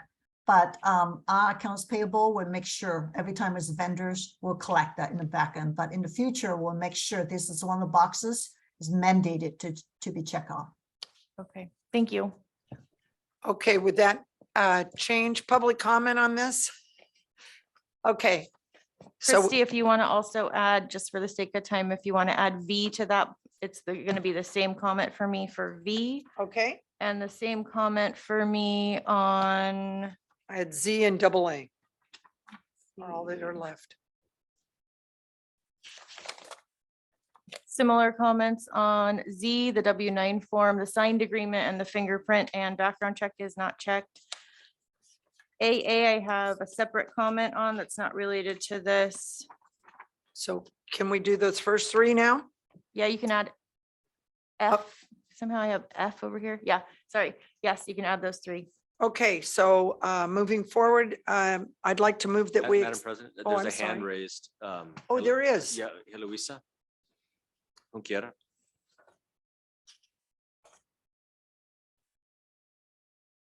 We're listening. Hi, just a comment about the photographer. The only thing that worries me is that it's a person who has pictures of our kids, just for the photography, I think it would be an interesting idea to have that person fingerprinted, just because they hold pictures of our kids. Thank you. Okay, thank you for sharing. All right, I move that we accept contract U for services with Nicholas Gonzalez, and V, contract services with Santa Cruz Office of Ed for outdoor science camp, and Z, contract for services with Between Your Ears Entertainment LLC at Forest Grove and Robert H. Down Elementary Schools. Second. Motion was made by Christy Dawson, seconded by Dr. Frank Rivera. Mr. Avila, I agree. roll call vote. May I ask Principal Lito a question before? Yes, one question. We're digressing quickly because we're going to get to tonight's meeting coming soon. Yeah, the contract for Nicholas Gonzalez before, this is licensed physical therapist. And in fact, when someone comes on and says, I'd like to do this task, can you explain what we actually ask of them? Do we say, okay, we'd like to get you fingerprinted and in our system in some manner in advance, or how does that work? I'll need to review the contract. Doesn't matter which contract. I'm just, if somebody comes up and says, we're willing to provide this service. This is for boys basketball physical therapist in So- particular. So Anytime anybody wants to come on campus, we need to go through our procedures and volunteer. They need to come to the district office, fill out all the appropriate paperwork. If it's another contract with an outside agency, going through their procedures to ensure that whoever comes on our campus is safe and supposed to be there, and they are supervised. We don't just let them do whatever it is that they're contracted to do on independent of staff. yeah, I think I haven't asked you the right question. In our normal procedure to get somebody onboarded, actually, maybe it's stability. Do we say, okay, we'd like to make sure we have this and this, whether or not it's on a form or not, for anybody who, I mean, this particular individual is physical therapy, right? There's obviously close student contact. So when he's onboarded, has that already been approved by the time it gets to us? Yes, 100%. Okay, so if we went into any file for any of this, okay, so that actually makes this easier yet again, because now it's fingerprints on file. So good to know. Thanks. Thank you, Principal Garcia. Thank you, Billy. Okay, thank you. Now, our last one is AA, correct? I haven't voted yet. I'm so confused. Okay. Roll call vote. Roll call vote.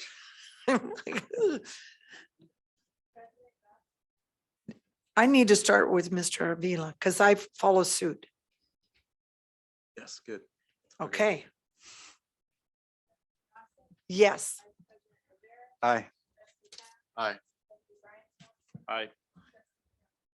No. The vote carries 4-1. AA. Okay, AA. What's that? No, Z was in the last three. We do have groupings. someone on Zoom actually with their hand up. Somebody. Oh, wants he to- asked about Z. Oh, I apologize. Is there someone on Zoom needing to speak? Okay, let's start there and then we'll go to AA to find out what that is. Christiana. Yes, thank you for letting me in. I do have questions as a parent of the PG high school. And there's mention of the supervision of the contractors coming on campus. Who is providing that supervision, and is it consistent? Is there any time lapse where this contractor would be alone with students? Particularly when I heard about the costumes, that seems like they would have hands-on interaction with students. Is there a teacher standing in the room as well? What does that look like?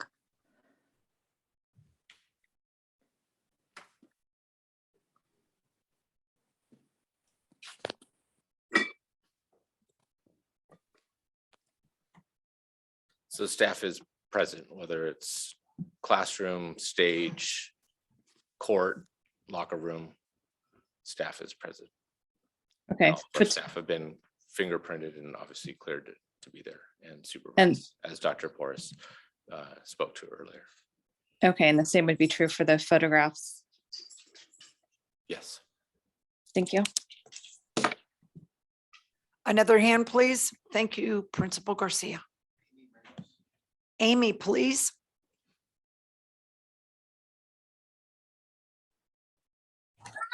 Yeah, hi, this is Amy Ramos. I just wanted to make a comment that if parents are having to be fingerprinted in order to go on campus, why would it be different for any other individual who's going to be in contact with our students, regardless of someone being present or not?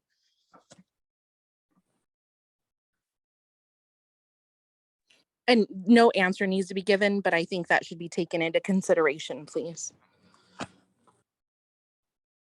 Thank you for sharing. Double A. Okay, double A, I have no more fingerprinting background issues with the contracts or the contracts not being completely filled out for consent. However, this one I wanted to pull because this was the allergy, the kind of allergy education assembly that took place at Robert Down in Forest Grove. And I was able to attend the one at Robert Down, and it was, the reaction to for the kids and the engagement level of the kids was extremely high. It seemed like a very well received assembly. And after I saw the item come through the board, it's a total for both schools is $1,100. It's in my opinion, very nominal for the level of education for our kids, because we've got kids at both schools who have anaphylactic reactions for a variety of allergens. I would like to see this assembly or a version of this assembly come every year. And that's why I wanted to pull this one to see if as a board, we wanted to give direction on that.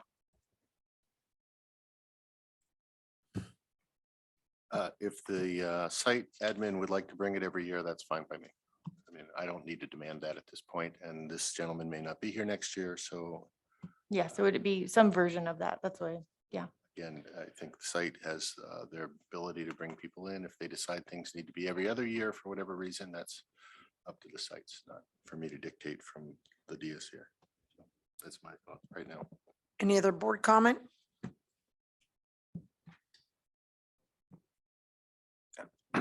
I think that would be a good idea, just to, I mean, especially since it feels like there's been a lot of new students that have allergies. I've been getting a lot of messages about what I can't bring to school, my kid can't bring to school. So I think that would be a good idea. I don't know if this would be a future agenda item thing we have to do, or if the board gives direction now, if it has to go to a vote. I don't know. Well, I would concur that as time goes on, I think this is the kind of thing, I'm not comfortable giving direction. I think school sites decide, and if they found it to be worthy, then I feel like we need to respect their choices. But for us to sit here and say, we direct you from every time forward, we want to see this as part, because there will be different things that might come up that they may feel at this time, this is more important and we want to spend our money this way. I just want to be careful as a board. We don't get too directive.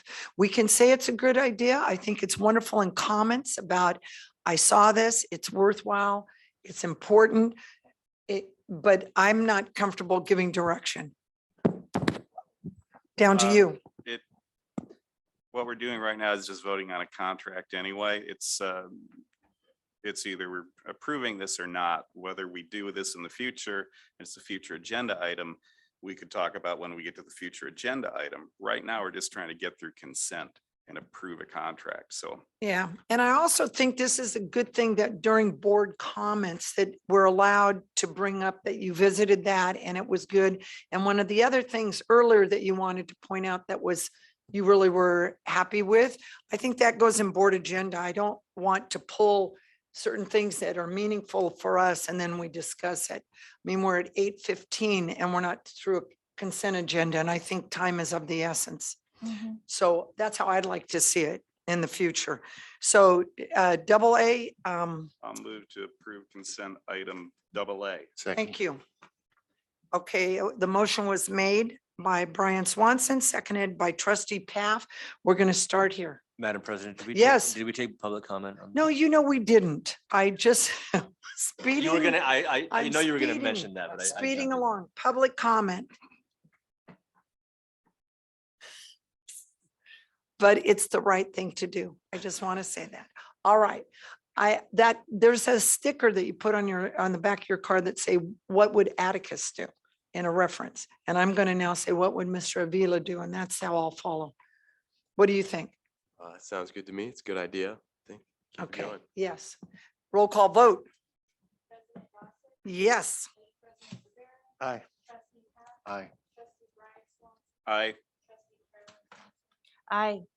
Okay, so it carries all of us in favor of it. So we are now done with this. And Madam And President, just please. by way of conclusion, Is we've there one? added this to the management team agenda. So we'll have a discussion as the admin team and come to a conclusion to follow up. Great. Okay, Thank you. thank you very much. All right, we're moving now to action discussion. And the first thing this evening, which we've had for these many months, the COVID update, sir. Thank you, Madam President. Actually, not a very big update. We, gratefully, again, we're doing well. We have our cases coming and going. The dashboard has been updated. I think the communication coming from especially Nurse Pally and through also Director Algaze to the community has been clear. We're getting the messages out to families when there's cases that pop up in the classrooms. Teachers are doing a great job of making the environment safe for students, both physically as well as emotionally. I think students who would like to have masks on, it's a very well accepted. Teachers are doing a good job of making, feel comfortable. I think we're working to follow the safety plan to the extent that we possibly can. I think we're doing a good job with that. If there's any updates to that plan, Nurse Pally and Safety Director Martinez get on top of that pretty quickly. The current update that we just received as of August 15 shows that we have a decreasing positivity rate, which is good, and a decreasing case rate, the positivity rate at 15.1. If you remember the day back when we had like 1 point something. So Yes. but at least it's going down, which is good. And 24.3, excuse me, per 100,000. So that case rate is also decreasing. We had a conversation today with the Monterey County superintendents. Obviously, this is of topic for everyone. One of the, we also had a state representative, state legislator on the call with us. And one of the conversations that we had focused on, well, two things. One, what happens as we move into the winter, and now the flu comes along, just the annual flu, and whose in many cases symptoms are identical to the COVID symptoms. And what does that mean for our families and our students? Obviously, we want families to play on the safe side. If their students aren't feeling well, the symptoms are there, and they need to have their students stay home, be safe. Absolutely. The concern that came up was what happens with the funding from the state. There's no promise of future funding to help continue to buy preventative materials and to continue the testing, as you know, has now gone by the wayside. What happens if we see a pretty sharp increase again? Is there going to be a response from the state? I think that the legislature is working on that, though there's no promise of anything, but at least we brought that up. The second piece has to do with enrollment versus attendance. If we experience what we experienced this past year, where there was a sharp decline in attendance due to the COVID absences, that's a difference than students who are enrolled. And so the concern had been, can we, for LCFF districts, can funding be tied more to enrollment so that schools aren't penalized when the attendance goes down based on issues with COVID? So that funding can continue to come to schools, because a lot of the LCFF districts are going to be experiencing some problems. It can impact basic aid by one-time funds, if one-time funds get attached in any way to that formula. So we brought that up as well. Monterey Peninsula Unified and I think Salinas Union High School District were the ones that suffered the greatest in regards to some of this. So we're having those discussions. I think at the county health department is part of those discussions, as well as the county superintendent. So just want to assure folks that know that the COVID conversations around safety and mitigation aren't diminishing. We're continuing them. I think they're not as amplified perhaps as we're beginning to live with COVID as now sort of endemic in as it were, using that term very loosely, in our society. So anyway, I think we're doing a good job of keeping up with it. We do receive calls here and there from folks who are asking questions, rightfully so, which is great. And we'll continue to monitor and do the best we can for the district. Okay, thank you so much for that update. Board comments? Let's start at this end. No comment? Yeah, and again, Nurse Powley, it's so great. She's on top of it all the time, so informative, where, vaccination clinics are, and we just appreciate that. No comment? I have one question. So we have, I believe it's still in place, the symptom checking at home where we're guiding parents to, kind of keep an eye on symptoms. Would you be open to sending something like that out again, just to refresh people's minds? I certainly, I'll talk with Nurse Pally about that. We've talked about that a little bit. We were trying to balance that a little bit as we started moving into the school year, because people were getting so many messages at home. We didn't want to just get it lost in the string of things. So yeah, I'm not opposed and maybe at all. some sort like a succinct way, because it is hard if there's a difference between an email going out with like, here's a link to a 60-page document, go to page 32, versus a email that goes out with a really succinct graphic in English and Spanish that's like, bloop, this is what you do. Not a problem. I'll work with Nurse Pally early next week. And thank you, Ralph. Thank you. And I know Dr. Porter spoke to students as being the student here tonight. How have you found things with COVID and starting the year? I think it's actually been very good, very under control. There's still plenty of masks everywhere. Teachers are still wearing them, students are still wearing them, but I think that it's great that we have the freedom to or not to. It's never a set in stone thing. If you're feeling bad one day and still need to go to school for a test, you throw on a mask. It's perfect. I see it every day. Also, like last school year, I would be receiving emails from Nurse Pally, like 3 or 4 or 5 a day, everything. This school year, I received 1 the whole year in all my classes. So I think that's a pretty noticeable difference. So I think we've been doing a really good job in the school, and I'm assuming because of that in the district itself. You're so good at your job and you just started. That's impressive. I like it. Okay, any public comments?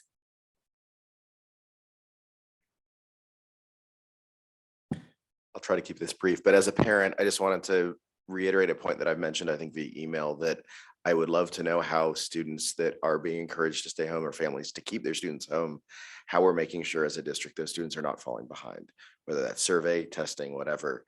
We want 6 students to stay home, but we need to make sure that they have what they need when they're staying home. That's my only point. Thank you. Thank you so much. Any other public comment at this point? Okay. Madam President, I forgot one thing, if I may, just I'll make it quick. Absolutely. I do want to, this question has come up a few times in emails, and it's the question of volunteers at this point. We're still being very restrictive with volunteers coming onto campus in the general sense. Especially with COVID testing and the whatnot, we're going to reevaluate as an admin team, kind of how we're feeling it's going with volunteers, and whether we want to open up that opportunity a little bit more for folks to start coming back onto campus to volunteer readers, people who are helping out with, on the yard, those kinds of things. So we started very, tight and secure. We're going to talk that through as the admin team. So that hasn't been lost in the discussion, but I do want to mention it because I did receive some emails about that. So. Well, and that kind of support makes such a difference too, because the volunteers are so meaningful. They can really help. And to your point, anything to boost those students and add that will enhance that education. So good point. All right. So we're going to move on to B now. We don't vote on anything here. We just like to listen. So long in the making. This is like a major motion picture. A new job description and salary schedule proposal for the robotics performance coach and assistant robotics performance coach. We'd love to hear about this, Director Mankey. Thank you very much. Billy Mankey, HR Director for the district. And this item is being brought forward. As you said, it's probably the fourth time we've talked about this topic in particular. Last year, the board approved the job description for the lead coach for this position. At this time, we are bringing forward an assistant coach for robotics, along with a salary schedule that would be funded through the general fund for each position from this point forward. Is our hope that the board will understand and support our recommendation on this. Thank you so much. Trustee Swanson? I just had a question to clarify on page, I don't know if you have the packet, but on 163 where it says fiscal impact 4898, and is that year 1, year 2, year 3? Are those numbers supposed to indicate that? Where it's year, it says 25, Annual. 50. I did the final column for 2 people. I can see that because I know that the 2 people that have been doing the job would qualify for that final column. Yes. I'm still Is that right? confused. I'm sorry, Billy. So there, she's giving him credit for time served, like a prisoner. Okay, all right. I'm good. Okay. Trustee Pav? No, I mean, it's high time we paid people for the effort. You know, thank you, Sally, for your work so far. Yeah, this has come up before and some things fell through the cracks, and it's just great to do this. I think robotics is, it's one of those teams that gets a lot of press, and it should. It's important, and it's a different avenue than just sports or drama and other things. So it's a creative, fabulous outlet. So I'm elated that we're gonna do it signed, sealed, and delivered. Sir? Yeah, so I was able to visit the shop and then watch the team in the tournament, and I was just thoroughly impressed, not only with our team, but with the other teams too. And I'm sure I've said this before, the meeting after the tournament, just how the camaraderie that happened in the shop and among the different teams. And I'm so glad that we're getting this done. Thank you for your commitment to the team and helping training our future engineers. There you go. Mr. Avila, any comment on the robotics team? I think it's really cool to see around campus because one of how proud everyone is to be on the team. I think that's really, really cool. I think definitely out of all the teams, sports, drama, consider anything like that a team, they're definitely one of the most prideful around the campus, which I think is really, really awesome. They all wear their shirts all the time with the gear on it. And I think it's really cool. They're a really big friend group, every one of them. And I've noticed that firsthand. I'm friends with a couple kids. Actually, probably the majority of the kids, you know, going up through PG school, you get to know everyone. But so I just think it's really cool how, like you said, how much camaraderie they have. So, yeah. Okay, thank you so much. Trustee Carolyn? Yeah, I'm in favor of this. My only question is I would love to hear from Ms. Richmond if this meets your approval. How do you feel about this? Did we miss anything? I am 99% in favor. My only request would be that we strike the word performance from the title so that it is the robotics coach and the assistant robotics coach as opposed to robotics performance coach, which I'm not sure what that means. So thank you very much. Yes, Wow. thank you. It's good we got that. Can we fulfill her to get her to full 100%?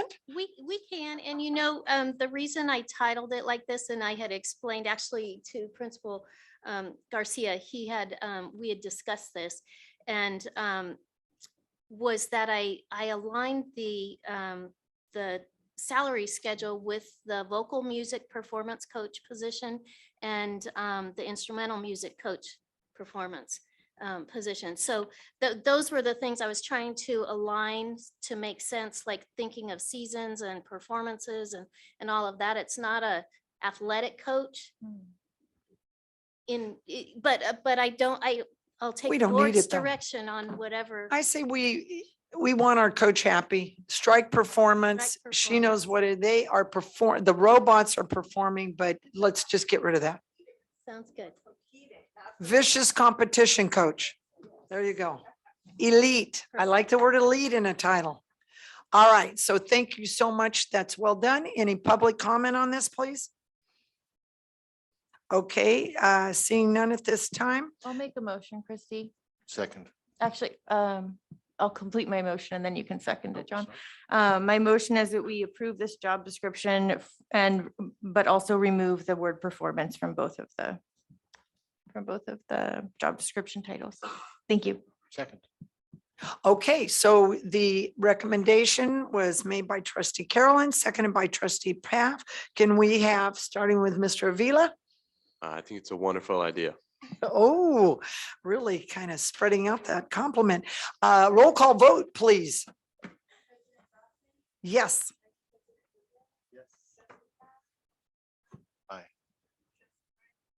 Aye. Aye. Carries finally, wonderfully, 5-0. All right, next we'll move to district office support staff allocation and reallocation of resources. And the right lady standing ready and poised. Thank you, President Dawson. This item is being brought forward to increase staffing at the district level. And we really are feeling, stretched at the seams, so to speak. Payroll and HR work closely together, and we've experienced a significant increase in the volume of essential work and critical operational functions. And then this high level demand is exceeding our capacity to maintain progress. We have people that are working, late every night, working on weekends, things like that. And we base this request on the increase in staffing, which increases everything. We also have increase in state mandates and requirements, things like that. So our hope is that you will, you have read this and will consider it and approve our plan. Well, know that we read everything. Yes. So you don't even have to hope about that. We read. All right, let's start with board comments. We're going to jump around this time to keep the audience involved. Trustee Paff, will you lead off? Sure. Billy, okay. I'm in favor. It's fine. But I also read things in here like timesheets. How are we handling timesheets? I mean, is somebody manually inputting every timesheet into a Paycom system? Right now, I will tell you, I feel it's an antiquated system. The answer is yes. It's there's tons of work from the site secretaries and also work at the district office level. We currently, we have a new payroll person. We have a sub payroll person that's taking on timesheets remotely. The volume is tremendous. And 1953. Yes, So, and we do have. Let's move into the 70s. Yeah, Don't push it. Magnetic cards or coming something. up, we are looking at, we have looked at a program that will automate the and hopefully streamline the process. Okay, and are we through ADP, Paycom, Paychecks? Who's our payroll? Who pays people? We do it through a system called Escape. It's a financial management system. Wrong question. County office is actually our pay. Yeah. Yes. Through Escape. MCOE. Okay. I mean, because ADP will happily give you time cards and thumb scanners and, for very little money at this point. Yeah. They want you to use the system, but yeah, you were through Escape, so never mind, moving past that. Okay, there's a system called, just to elaborate a bit, because you might hear of this in the future. There's a system called Frontline. We use that for our absence management. It has a module called Time and Attendance that we recently viewed and will be, wanting to bring that forward. Time and Attendance allows employees to input they can even put their timesheets through their phone and submit them that way. And then it's taking time away from our site secretaries and it integrates with Escape. So we're hoping it will be a seamless flow and take the major, amount of time away from this. It also takes away 50% of your error opportunity. Yes. right? So it's a win on pretty much two directions. And frankly, do we write any, well, actually, never mind. I don't need to go there. Okay, I'm in favor of trying to bring this up. We do have double the employees we had in 2011. So going back, it's very clear that you need the staff to support it, but at the same time, as we go into and look at HR methods, we should be updating and trying to bring a system in place that's not quite so manual. So, thank you. Thank you. Dr. Rivera. Yes, agreed that we do need to get away from the 62, did you say? 62 50s. I think he was in 50s the or something. whole 50s, Whatever the it was. decade. Yeah. Also, I saw that it was coming out of ESSER funds, and I remember correctly, don't pay something that eats with one-time funds. Got that. So this is gonna eventually have to jump into general funds. I would say so, and I can defer to Song. That's correct. Right now, this technically cannot be paid by ESSER. What we said is we'll look at indirect cost assessments on this ESSER funds because it's allowed by law, or any other areas that we currently have been paying that can be transferred to ESSER. But you're absolutely correct, Dr. Rivera. At some point, we say it's going to be general fund. It's just a matter of work. It's partly also triggered by all the COVID money, ESSER 2, and now it's ESSER 3 and ELO. We had get buckets of money. I mean, we spent over $1 million. The timesheet is part of that. Unfortunately, the law does not allow support staff, district support staff, i.e. Payroll and HR to be paid. So we just have to be creative under the law. Thank you for that. And then just a final thought is just that we're going to be paying a lot of money to hire, for new hires to do the old school paperwork and then hopefully fix it really soon, moving into the new millennia. And then what do we do with all that? I think the workload will be there. It's not, I think we picked on one small piece of a larger pie. So I agree, absolutely. I mean, part of the goal, as the board has asked, is for us to take a look at streamlining systems and being more effective with our time and our resources for sure.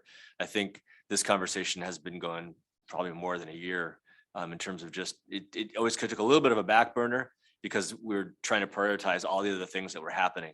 And so we wanted, just to take the DO topic back a little bit, let everything else move forward till we can get it taken care of. But just the duties and responsibilities that are there are pretty extensive. So you're right. And we will continue to evaluate and continue to look. And if we have to downsize at some point in time because we've become very efficient, then we can review that for sure. But I think that there are a lot of other pieces along the way that are making this pretty necessary at this point. Great, thank you. Okay, Trustee Caroline. Yeah, thanks, Christy. So yeah, technology wise, I'm sure you're working with Lewis to try to find programming that can aid the office. I'm assuming that, so I just wanted to confirm that. Okay, thank you. I would be in favor as a board member of any type of professional development that Lewis may want for that realm of, maybe going to seminars about payroll processing or otherwise, better what you're looking for technology wise. But as an individual board member, I would be in favor of that. Absolutely. Because I think it is going to help everyone be efficient and ultimately get everything done. And hopefully, so what I just want to confirm kind of what I'm reading from the staff report is that with these hires, the hope is that some of the bottlenecks that we've been experiencing in hiring or in paying or recruitment, that they will be alleviated. Is that kind of where this is going?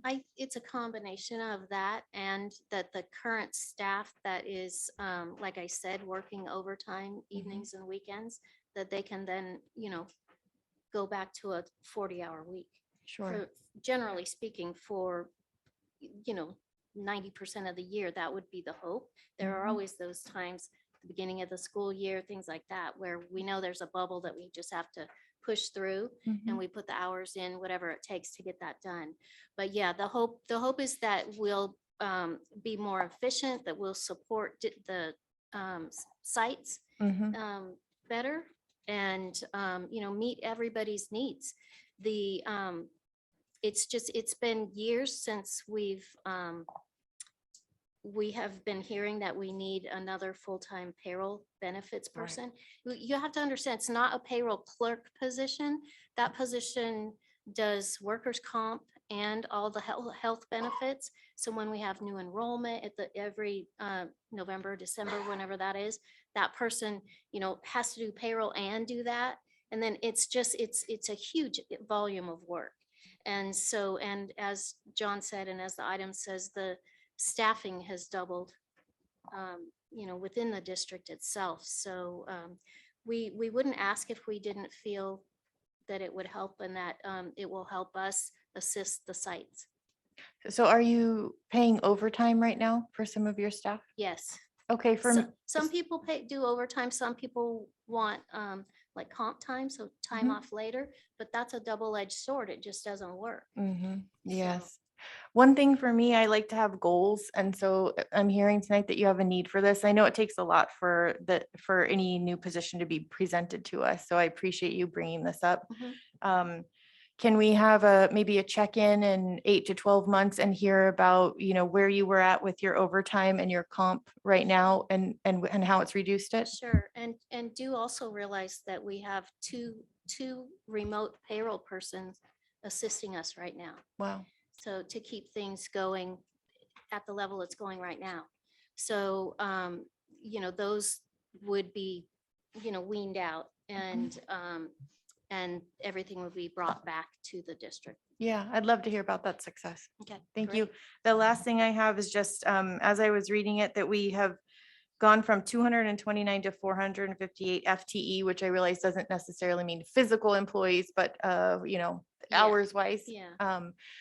What kind of breakdown can you give us as a board? I would be interested in a breakdown in that, but I also don't want to request a report that's going to give more work to you all and you have to spend hours and hours on it. But I am curious, over the past 10 years, where have the majority of those FTEs come from? Okay. Like what that picture is? I know that we haven't doubled our enrollment in 10 years. So I just like, as a board member. I can tell you, we used to contract out paraeducators, like Yes, I remember that. paraprofessionals, and we don't do that anymore. And we have 39 to 40, 6 to 7 hour paras right now. Anything else you can, So if you have that's one just more in your one head, thing right then off I the might top not of need a my head. report. Our Yeah. class loads are pretty low. I mean, not tiny, but I think as we've been progressing with our enrollment dropping, we haven't necessarily had an equal reduction in staffing. So it's by choice, obviously, as we continue forward, but. But those would be steady. That wouldn't explain the increase. I'm curious what the increase has Yeah, been. I mean, I think as sections get added or other pieces get added, that it contributes to some increase in FTE, especially if you don't have an equivalent reduction in FTE. We can look at where the growth. Madam Yeah, President. Song. Yeah, I see you there, Song. Please share. Yes. The other piece is adult school. Remember, they're on timesheets. They have CAPE funds. So we're talking about 10-year period. Probably the funding was not as great. We're talking collect district-wide. So it's not general fund people. We have before and after school. So I don't know how the into scale the BASRP program. So the many programs we have added. The other piece about payroll, just so we know that STIRS and PERS, especially STIRS, the last 2 years, the regulations and the rules have changed tremendously. And it constantly we have to update, and ourselves. Now, any error is actually on the district's responsibility. And so they put a lot of burden on local area agencies to be responsible to make sure that we're reporting correctly. So, and also STIRS, because the investment issues, there are a lot what we call not DB, defined benefits. They go into DBS, defined benefit supplemental. So just a small difference in pay, how you report can affect a person's pension. So this falls on payroll. So far is really a lot of burden on the person. So just the audit work alone every month can take some time. Thank you. Thank you, Song. Sure. Okay, Brian Swanson. Makes sense. Let's move it along. Yeah, I was gonna say, we're on item C, so there's so much we could say about so many of these items. I'd like to keep us moving, please. So any public comment? Good to see you. Good evening, Beth Schmaltz. Well, that's interesting about the paraprofessionals, but wow, double in 10 years. I mean, I've been off the board since 2009. So I think that what I'd like to say is that when the new board gets on board, this is a place that you start to look at, because this will give you good information about where you've been and where you want to go. I know that when I was on the board, a lot of duties fell under like the assistant superintendent. I mean, we didn't have a director of facilities and maintenance. We had a foreman, so all of those added positions, especially at a director level, and also, for the computer, all of those, we have directors. So those are big items that we've added to personnel, and that becomes very costly. And so it's going to be very important, I think, for the new board to analyze that as a starting point and look at, like, okay, how much farther can we go? We are kind of shrinking as a enrollment, but we still need these services. So it's just going to be something that I would want the new board to really take a look at budget-wise, because everybody was going to want to raise, and the more people you add on, especially at those director levels, that's very costly. So that's just and these, so these the people that are being added just to process, that's not, to me, that's not the issue. The issue is how many people do we have on payroll, especially at those upper levels. It's a big change in 10 years. So thank you. Thank you for sharing. Any other public comment? Okay, seeing none. We're going to move ahead then. So I'll make a motion on staff's recommendation to approve this.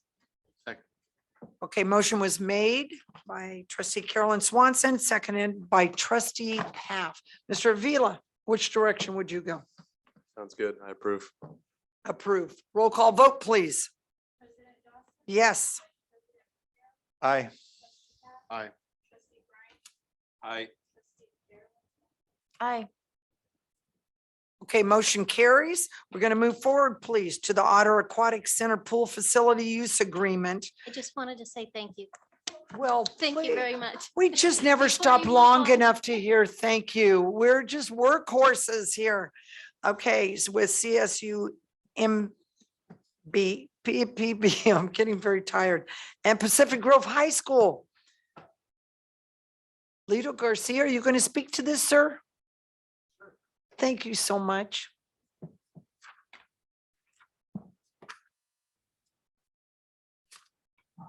So as was discussed a little earlier regarding our pool, CSUMB has been very gracious in allowing our water polo team to use their pool free of charge. And that's what this is speaking to. So I don't know if you have any questions. Free is always good. Free is wonderful. Let's see if there are any questions. Well, Principal Garcia already said it for me. Free is good. It's great. Okay. It's great that it's happening this way. Love it. Thank you. None. Thanks, Lou. And none here. I'm very happy. I agree. We need to acknowledge with gratitude Very as we move yes, forward. absolutely. Huge thank you to our neighbors. Yeah, absolutely. Ralph's Okay. already on the thank you card. That's all I had for comment on this one. Okay, that sounds pretty wonderful. Public comment at this point. I think we're picking up speed. I don't want to get too hopeful, but we're moving here. No public comment. Okay, I need to hear an emotion. Make a motion to accept Measure D. And a second. Or I'm sorry, action discussion D. Motion was made by trustee Paff, seconded by trustee Brian Swanson. Mr. Avila, It's good. I approve. we're going to keep using that pool then. Roll call vote. Yes. Aye. Aye. Aye. Aye. Okay, motion carries. Moving on to E, ratification of Measure D change orders for Wilson's Plumbing and Grade Break Engineering. I see someone with a laptop and I feel this is going to be good. I know so. Well, I guess introductions are Mhm. John Anderson, I'm the new director of facilities. Welcome. I'm the pool guy. Yeah. We'll get to that. So what I've inherited is a lot of projects that were started by the interim director. And this is one of those things that actually happened with my tenure here. So at this point, we're actually having some good news here where we had a contingency left over from one project and we had some overruns due to some unforeseen changes. Actually taking. Sorry about that, folks. So the change order money is actually coming from the contingency of another project. So essentially what's happening here is we're taking the balance that was remaining from the project where Wilson's Plumbing did some sewer repairs. There was a $75,000 total contract allowed for that. Cost us about $57,000 to do the work. That's including the changeovers, which left about $17,243.33 left over. We're actually would like to, what we're doing is moving that money over to pay for a curb that was required over at the David Avenue School, the charter school, when we did the paving project there to retain the soil from going into the asphalt. So just taking money from one spot where there's money left over and moving it to pay for overruns on another project. So any further questions or good? Let's find out. Okay. All right, trustee Carolyn, No, this makes sense. Thank you for the work. Okay. thank you. No comment. No comment. Thank you for being here. Good to see you in person. Great. Thank you. When is the pool update that you had mentioned? It's in the program. It's later on. Later on. Okay, you're not quite done. 222. Thank you. Questions? Comments? Thank you. No, good. Okay, we're looking good. Excellent. Public comment. Oh, we're just speeding along. All right, sounds really wonderful. Do I hear a motion? Motion to approve. Second. Okay, motion was made by Dr. Frank Rivera and seconded by trustee Brian Swanson. Mr. Avila, should we move forward with this grading? Yes. All right, that's a vote for yes and roll call. Yes. Aye. Aye. Aye. Aye. Motion carries. Next, contract with Linda Shingu, speech and language pathologist. Claire Davies.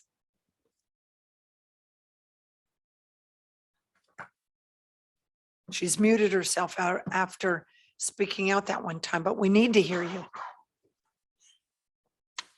Here we go. There you go. But, okay, good evening, Board of Trustees. We had actually lost two speech therapists. One retired and she is now living in Hawaii.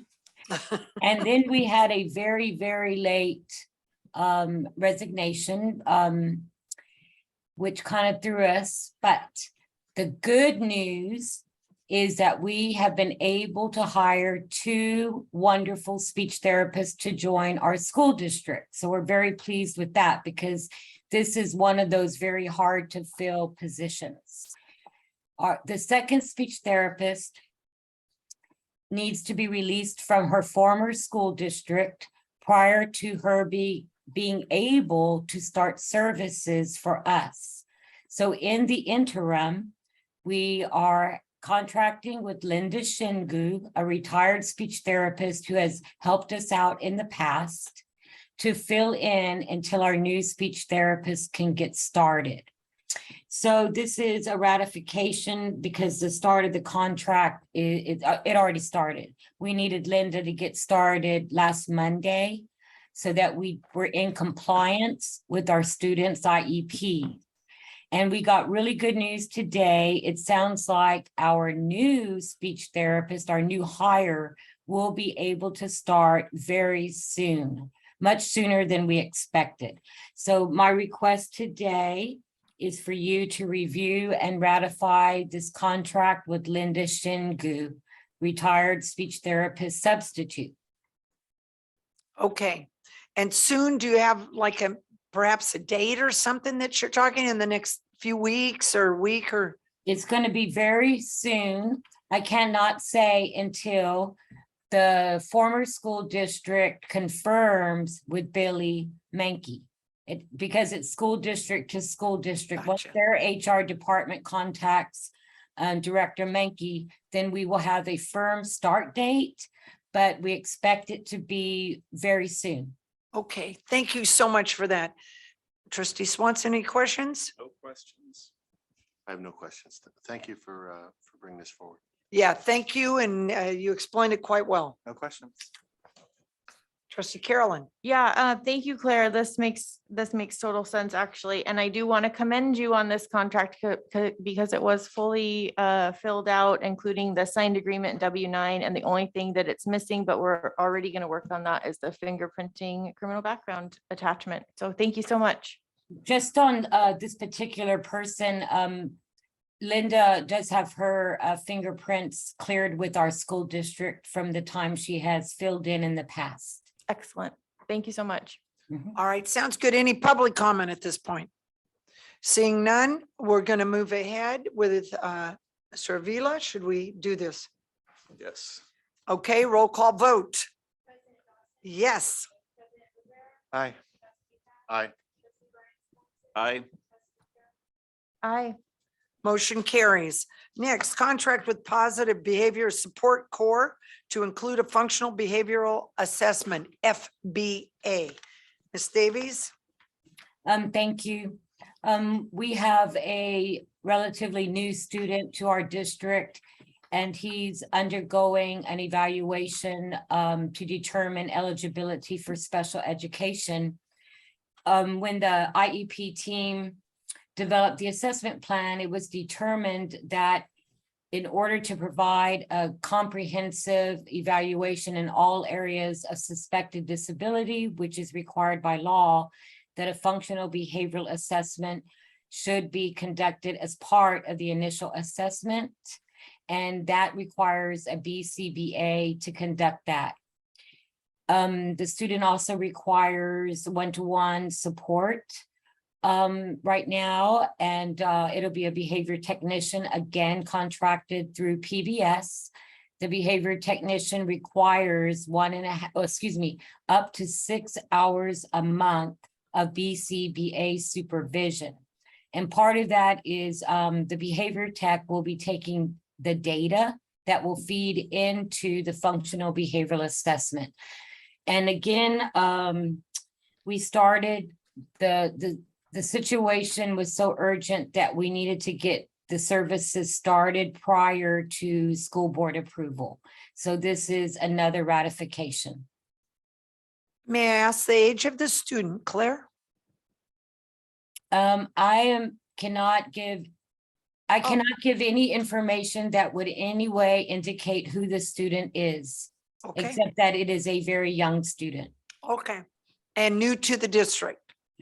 Relatively new to the district. Okay. Just curious about that. Any other comments? No, these have come up in the past, and not that we wouldn't fund this anyway, Claire, but this is something that we have to do anyway, right? That is correct. Yeah. What if the IEP team, in their studying the situation and developing the assessment plan, if they come to the conclusion that this is what is required, then we must provide it. Yeah, so, this is like mandated state law, right? The state doesn't give us money to take care of this. These are just the things that it's like, this is what you have to do, and you have to find the funding to do it. And again, like I said, not that we wouldn't, it would be nicer if the state would actually help us out. But I'm sorry to interrupt you. no, please. It's actually required by federal law. Okay. And the funding does flow through, some federal funds flow through the state. And then there's additional state funds that flow through our SELPA. Okay. We have had an indication that there will be an increase in special education funding coming from the state. And so we have not analyzed and folded that into our budget yet. Okay, great. Thank you. Appreciate it. My questions were answered earlier. Okay, thank you so much. I got two questions. One's for Ralph. Ralph, will you remind me at what dollar amount do we have to put something out to bid? And does that apply to this situation or It wouldn't apply to this situation. I when don't does that recall- apply? You I- know how like if it's above like $96,000, we have to do a official bidding process? Song maybe will answer that one more directly. It's it's a fairly large number, but because of the requirements on this one. Doesn't apply to special ed, maybe just contractors or correct. facilities I'm pretty maintenance? sure that's correct, but let me add, the song is there Okay. prepared to speak. Right, it's equipment supplies, is $90,000+ index every year. The only thing is required, that has not been changed, is construction bid contract works $15,000. Okay, thank you so much. Sure. Just very quickly to add in terms of trustee Brian Swanson asked about the budget. This is federal, like Director Davis said, is a requirement. It has never come with corresponding funding for decades. And that's why there's a contribution from a general fund. It goes through those federal funding, goes through the SELPA, and then there's like a consortium of the various parties come together to decide what kind of priorities to spend. But there's far a cry from being enough. A general fund is a contribution. Every district is the same. Is not enough. My second question is just to clear, and it's just a request on this contract, the dollar amount wasn't added. It's on page 191. So if you could add that, that would be great. That's it. Thank you for catching that, and we will take care of that. Thank you, Trustee Swanson. My pleasure. Any public comment at this point? Seeing none, we will go ahead, please, and vote on this. Do I hear a motion? Motion to approve. Second. Okay, motion was made by Dr. Frank Rivera, seconded by John Paff. Mr. Avila? Yes. Yes. Roll call vote, please. Yes. Aye. Aye. Aye. Aye. Okay, we have moved through action discussion. We are now to information. Action discussion H, please. See you guys. What am I missing? Contract for services with NWEA. Oh, I'm so sorry. I just got excited and crossed it out already. Straightforward for it. Okay, it's very straightforward. And I see Buck is there. Help me. Good evening, Buck Rogeman, Director of Curriculum and Special Projects. This contract is being brought before the board because it's a ratification of a need for training for our high school teachers to give the measurement of academic progress. The testing at the high school has gone from being done in the English classes and the math classes to an advisory period, which means that about 20 other teachers needed to be trained in order to give this test. The training occurred on Monday. It was attended by all the staff in the library, even though the training was given remote. And so we did it this week so that next week we'd be able to begin giving that MAP assessment at the high school. Okay. Any questions? We'll start here. Brian Swanson says no. No. No, I appreciate you giving the board a heads up on the information, sending out that email, letting us know that it was a ratification. That was appreciated. You're welcome. Thank you. Okay, public comment? Seeing none? Do I hear a motion? Motion to approve. Second. Motion was made by Dr. Frank Rivera and seconded by Christy Dawson. Mr. Avila, I approve. roll call vote. Yes. Aye. Aye. Aye. Aye.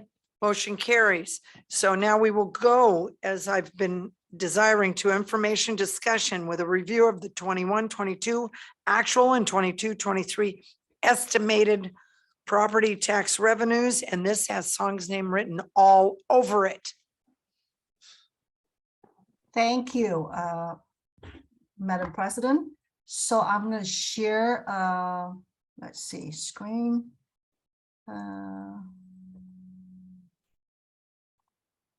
So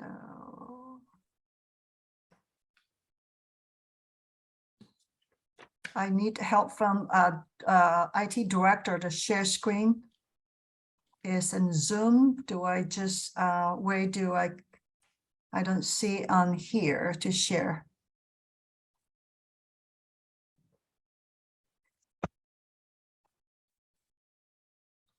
Without, before doing that, I probably would just go to the board packet. You have it in the board packet as well. Okay. This is on page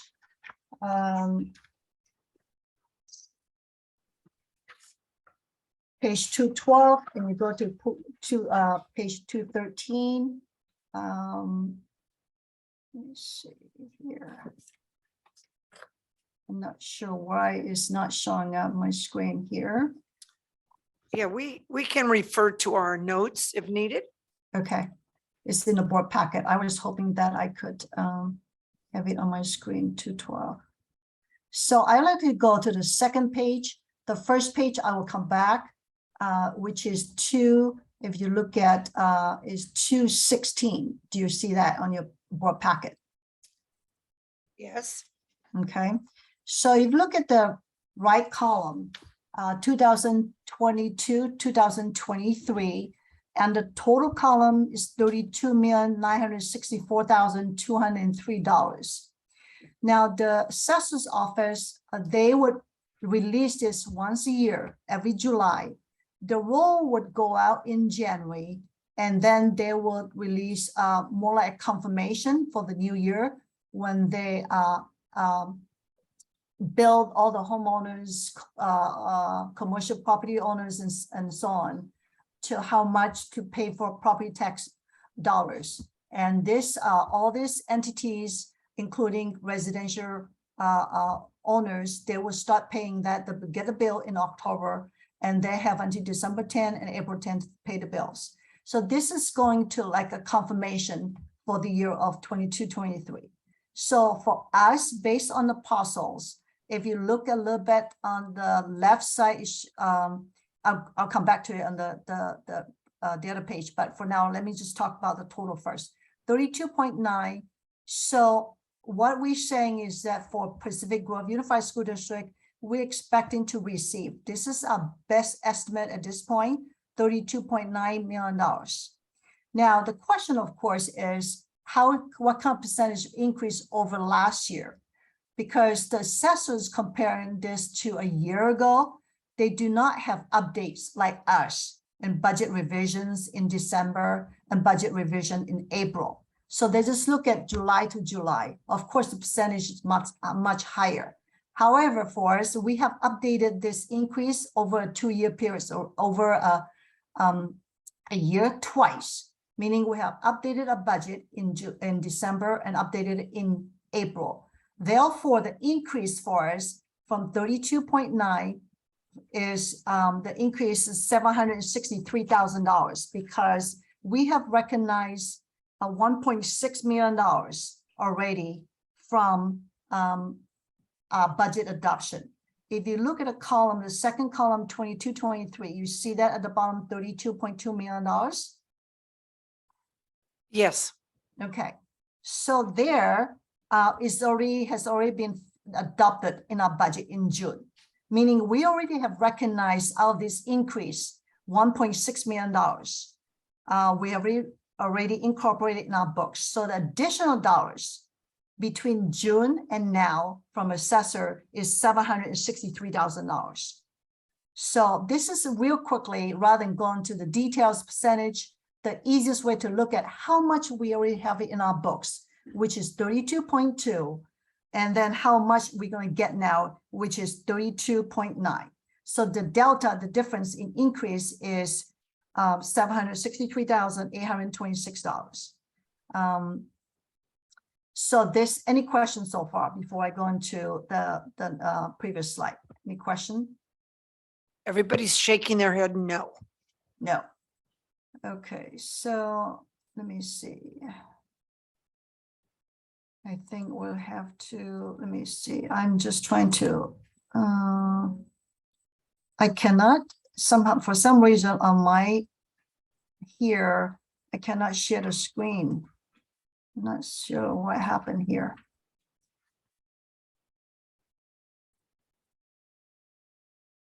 So let me just go back to the chart again. So do you have the chart for the page that I talk about? The one that shows at the top says property tax revenue.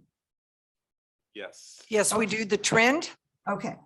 So if you go down to the very last, very right column, 22-23 revised estimate, total of $32,964,203. Do you see that? Yes.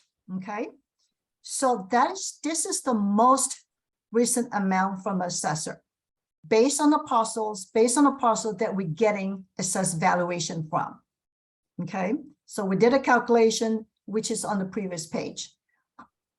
And so that's the total. But we have already in 22-23, which is the column to the left, do you see $32,200,377? Do you see that? Yes. Okay, so that's the amount we have adopted in our budget. Okay, so what we have adopted is 32.2, going to 32.9. Obviously, there's an increase, correct? So Yes. that increase we will now adjust our budget in October and also for the first interim. So I know there's a lot of question out there saying, you know what, there's such an increase, a high increase could be a X percentage. But the difference is that we have already recognized the much of the percentage in our adopted budget. Does that make sense? We cannot adjust a budget twice, meaning if the assessor said we have an increase of 8%, we have already recognized almost 5.5% of that.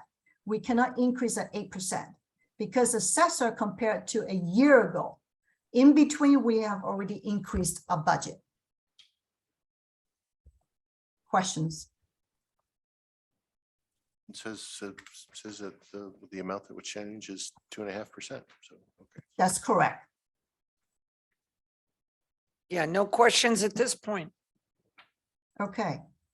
So with that, this is where we will include that in our budget. And shall I move on to the next topic? I think you should. Okay. You explained it so well. I think you're taken aback by us not having That's questions. right. But you explained it so well, and we've learned over the years from you, Song. So It's black and white. yeah. So, Thank but it's you. okay. We're following. I try not to go into the percentage, a lot of nuances going like last year to now, but I'll just try to drill down the bottom line. How much are we getting? I think that's all we want to know. With all the percentages, talking about all the sales volume of homes, or the new assessed valuation of commercial properties, I put it into the board cover. But rather than dwelling into all the details, I just say, okay, how much is the bottom line we're going to get? $763,000. That's it. That's all we're getting. And the unaudited actuals, when I present it in a couple of weeks at a second board meeting in September, we're going to talk about that in more details. But at this point, this is just a new revenue. So next, because I'm going to email our director about my presentation so that he can show, because I don't have it somehow in my queue. So I do apologize. Just give me a second here. And I'm going to give him the PowerPoint so that he can show on his end as well. This is about the governor's budget, and the governor released the budget, and we want to know how much we're going to have in terms of impact to Pacific Grove Unified School District. And of course, for us, because we're not LCFF school district, the amount that we're going to see is pretty much just one-time dollars. Go. Louis, you should have just gotten that from me. Okay. So I just sent it over. Director Gauzy, is it possible for you to share the screen, the PowerPoint? It's not here yet. He hasn't received it yet. Oh, I see. Okay. So let me just start by saying the last year was really a great year for the state of California. The state experienced three major increases, sources of increase of taxes: personal income tax, corporations, and sales. Those three areas grew by almost 30% from in 2021, and another 20% in 21-22.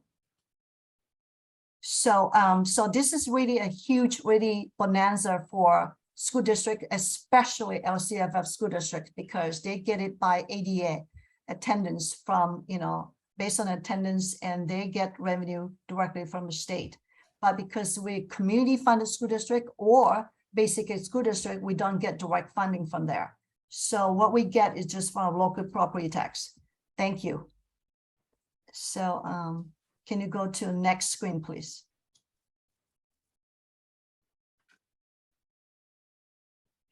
There we go. Thank you. So this is what I was just talking about earlier, just quickly to highlight about the three major sources. Next, please. I won't go into the detail. This is posted on our web. So these are three lines in here. The first one is the bottom where the governor, oops. Can you see it? Uh-oh. Secret code needed.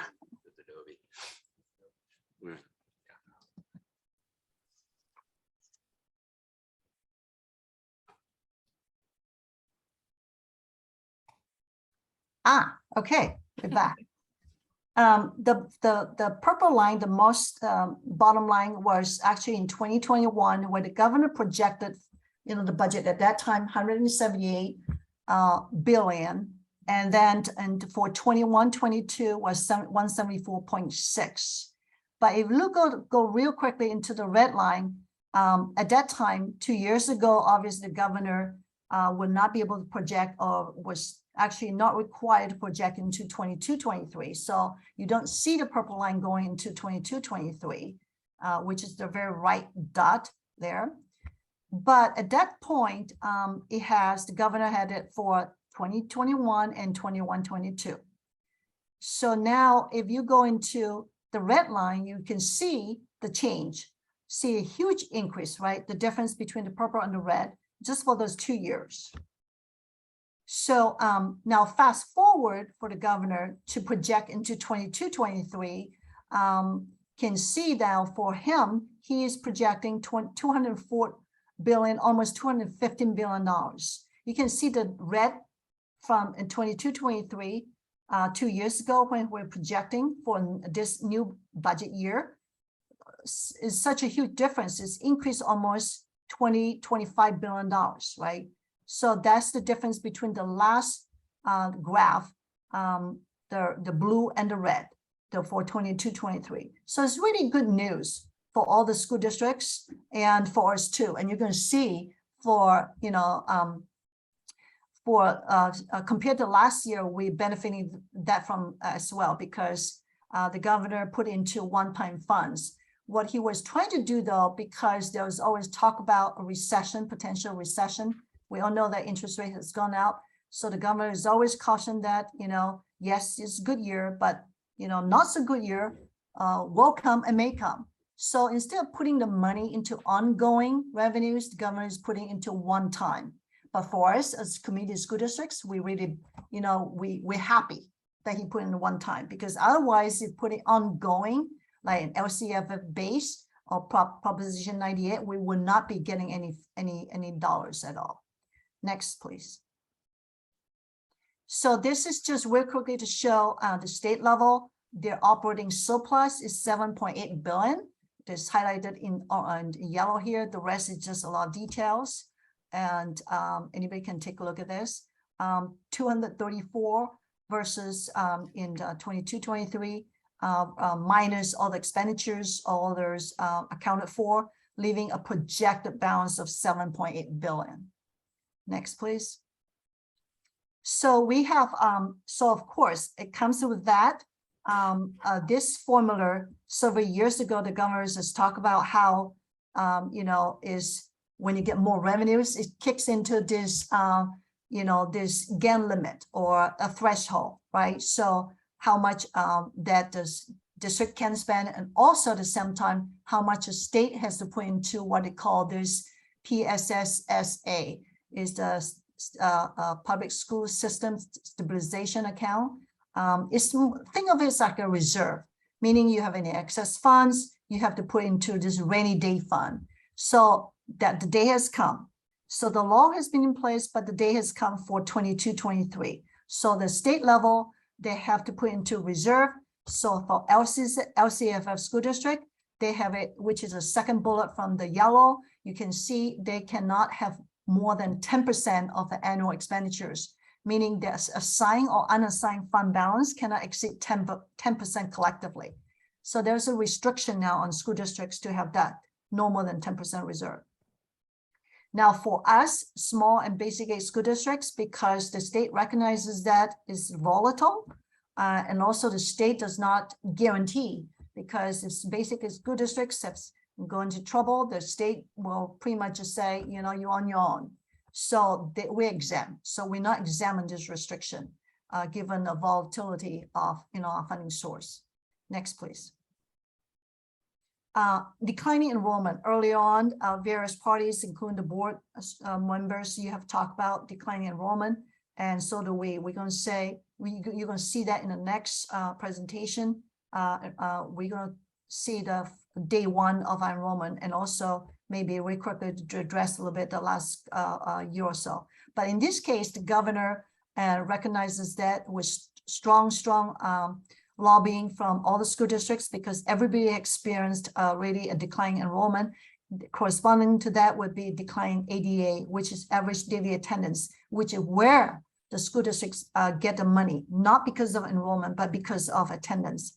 So the governor's added average of 3 prior years, because think of it, if the formula is current year or prior year, but prior years are declining, current year has declined even further. So it's not helping school district. Therefore, the governor gives a little bit of glimmer of hope for school district to say, you know what, you can add this additional formula. If you look at your average 3 years, P2, which is April's, you can have the higher of any of the other options. So this will help school district at least to manage the funding for this new school year. The only thing is this only apply for LCFF. For us one-time funding, it does not apply this formula. Next, please. So what are we getting? So we're getting these 3 sources. The first one is what we call Learning Recovery Emergency Block Grant. We're really grateful for the state to give us additional money, because all those COVID funds we have been spending down, and spending that down appropriately. We spend it down on TOSAs, for teachers, on special assignment. We spend it on intervention. We spend it on all the clerical, health clerks. We spend on additional help and noon supervision.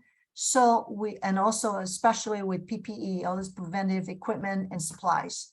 So we have spent a lot of those funds already. So we really, really grateful to get additional funding for other things. And this is one of them. This is with emergency block grant, and our estimate at this point is a little bit over $789,000. The actual dollars will fluctuate somewhat, but not so much most of the time. So we pretty much can count on this. The next one is probably the biggest part for us. Is more arts, music, and instruction materials, discretionary block grant. The discretionary, you can see in subsequent slide, talk about what other discretionary spending that we can have. It's a little bit over $1 million for us. And this is really, really can be in handy, because we have many one-time needs. Like Dr. Rivera said, not for something that is, but we do have one-time needs, and this is one-time funding that couldn't have been, here at a more appropriate time. The next one is called Expanded Learning Opportunities Program. You heard a lot about ELO. Last year and the year before, we have spent and continuing to this year as well, what we call the ELO only, the Expanded Learning Opportunity Funds. But this one, the state is, they probably run out name or acronyms. They just add a P to that, which is Expanded Learning Opportunities Program. But our take is $321,000. And in subsequent board meetings, we'll come back and say, okay, what we propose to spend on. But this is where we are. But just real quickly, I want to address here, Trustee Carolyn Swanson talked about transportation. We'll come back. That's a very, very complex formula. The short of it, all I can say is we have to take 60% of cost, actual cost, minus an add-on. Any difference, we'll do a percentage. So this is a real quick formula, and we'll come back to give you the detail. But that's just something that we hope and will likely will get some funding as well. Next slide, please.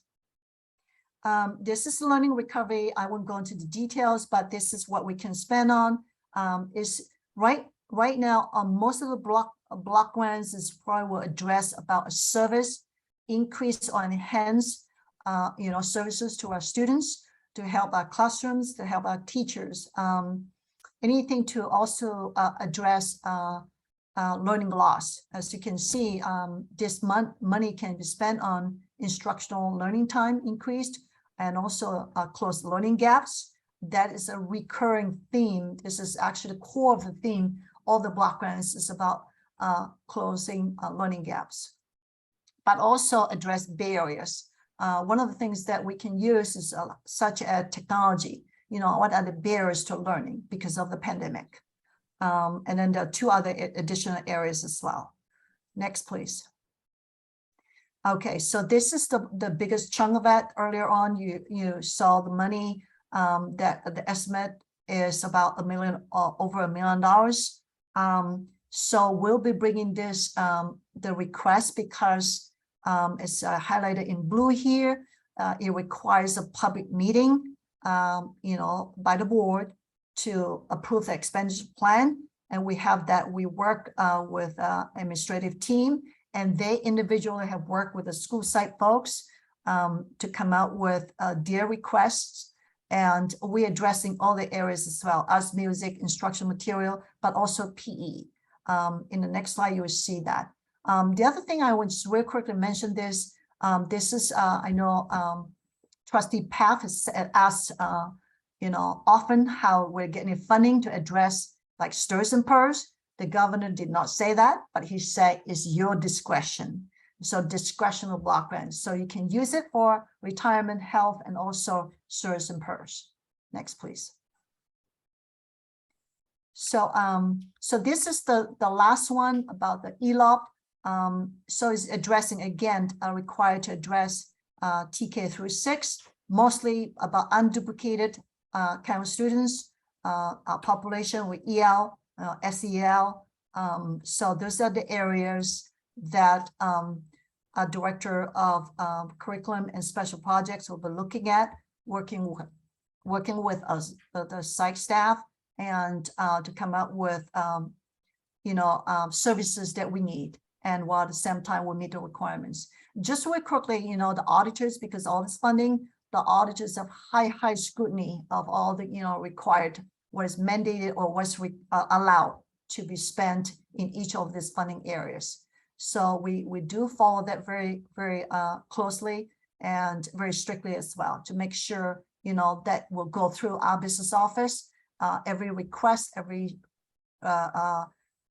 spending item will be actually to make sure that is within the law. Next, please.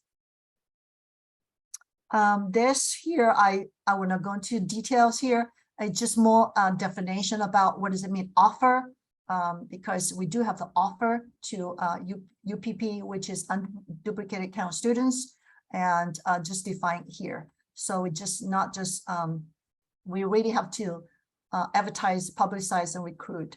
Let me see, I think, yep. Next slide, please. We'll go into more details here. This is more clarifications. We just believe that, you know, we need this of, you know, all the critical elements in each of these grants. We just find this is helpful. It would publish this, not just, you know, for the public, but also for our staff to follow. Next, please. Independent study. This is just real quickly. This is the last slide, I believe. We contract out in North Martin County Unified School District to run our independent study program. The state does not offer any independent study program other than this is the only option. So meaning they really want to have in-person instruction. This is the only alternative. This is the sole alternative to in-person instruction. And again, this is also something also on a highly watched list by the auditors as well. You know, look at every agreement to make sure the teachers taking attendance and also what kind of homework given to the students. So all this has to be really highly also scrutinized as well. I think that's it. Any question? Okay, let us check. Mr. Swanson? No questions. Mr. Paff? Sure. So understanding this on 7 on your view graphs here, it looks to me that there is 2.1 million that may become available, and this is an enacted state budget. So these should be real funds. Is that correct? That's correct. Okay, and those are not reflected in the budget document we saw in action discussion A. Is that also correct? That's correct. And these go out for 1 year, or they go out for multiple years? One of these shows up to 2027. Yes, it's one of them. If they specified the year, that would be go out to the years that we specify that. If not, it just that means it's up to you, this LE, when you want to spend it. Okay, can any of this be used in capital at all? Well, discretionary, yes, obviously that one, yes, not the other two, because it's for, you know, for addressing learning loss. So obviously it would not be, you know, the nexus between learning loss and capital outlay would be very hard to justify. How discretionary is discretionary? Can I build a winger file system with it or not?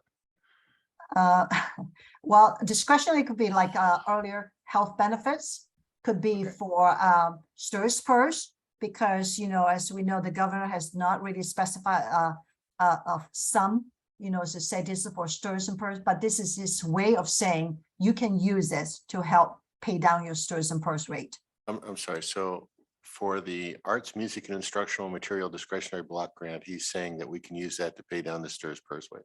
That's correct. Well, that's misnomered then, isn't it? Well, yeah, it said discretionary, so that's. Yeah. I'd rather build a music library for Barbara, quite frankly. But, okay. No, that's it. Thank you so very much. Sure. And thank you as always for a thorough explanation. I'm glad we got the picture up there. Very helpful.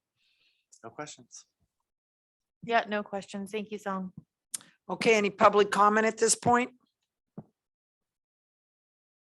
Okay, not at this point. Thank you very much. So we'll move on, and I think we keep you with us as far as item C for the district enrollment for the first day of school and overall projections for 22-23. President Dawson, can I Oh, just absolutely. interject one quick thing? For our student representative, because I know you're new here and you, like a lot of our other students, probably have a huge class load. The expectation is that you're not here to the bitter end if you have things that you have to do. I don't want to speak for my other board members, but they probably would all give the nod to that when things get into the weeds here, you're not expected to hang to the bitter end. We're deep in the weeds right now, Mr. Avila. Are you ready to go study a little bit? Yeah. We'll give you our blessing, and we'll see you in a couple of weeks on the 1st of September, okay? All right. Thank you all for having me. Thank you for being here. Your insight was very helpful. Is the shoe game Not this Saturday, the Saturday after. Is it home or in Carmel? Yeah, next Saturday it's gonna be away. Yeah, Thank you. JV 11 and varsity 2 o'clock. That, is that the 3rd? That is the 27th of August. And Oh, God. Stevenson is in This- okay. Stevenson and during the middle of car week, which is. Yeah, should be interesting. Oh, wow, yeah. We'll find a way. Leave a few hours early. Yeah. Good luck. Okay, Okay. Thank you. thank you so much. All right, let us continue. Where are we? I just got so distracted. Okay, district enrollment, song. Okay, thank you. I just sent this to Director Yes, you get Algazi. perks, you get perks. But you have it in the board packet as well. This is the first day enrollment and we'll keep on adding the 5th day, but because of the timing of the board packet publication, you don't have it yet, but you know, when we update that, the next report when we share with you, you will see it. Would you please scroll down a little bit, please? So I could see the total at the bottom. So at this point, on day 1, our projected our total is actually 1,744 students. So as you can see, compared to the column to the very left, that was last year's May and April and May. As you can see, we dropped almost 100 students, right? So that's where we are. You can just go to each cohort and see where we are, you know, where to drop. For example, you know, look at the middle school, right? In May, 7th grade was 142 in May, but now at this point it's 132. It's right there, 10 students. Same thing with the high school. 9th grade in May was 160. Do you see this? Yes. Okay, 160, you're going down to 118. I mean, you can just go to each cohort, but the bottom line is we have declined in terms of enrollment by, you know, more than 100 students. Now I just look at it a couple of days ago, look at day 5, we are fairly close. I would say probably we have increased probably like 11 because of the placements, because day 1 we were still, site staff was, you know, they were still busy in entering, putting placements in Synergy. Some of them just, they were enrolled, the students were enrolled. It's just that we have not, you know, captured that in Synergy yet. So there was some adjustment, but there are just not that many students difference in terms of total. So at this point, I would say probably about 11 or 12 students more. So the total of 1744 would go up like 1760 or something like that.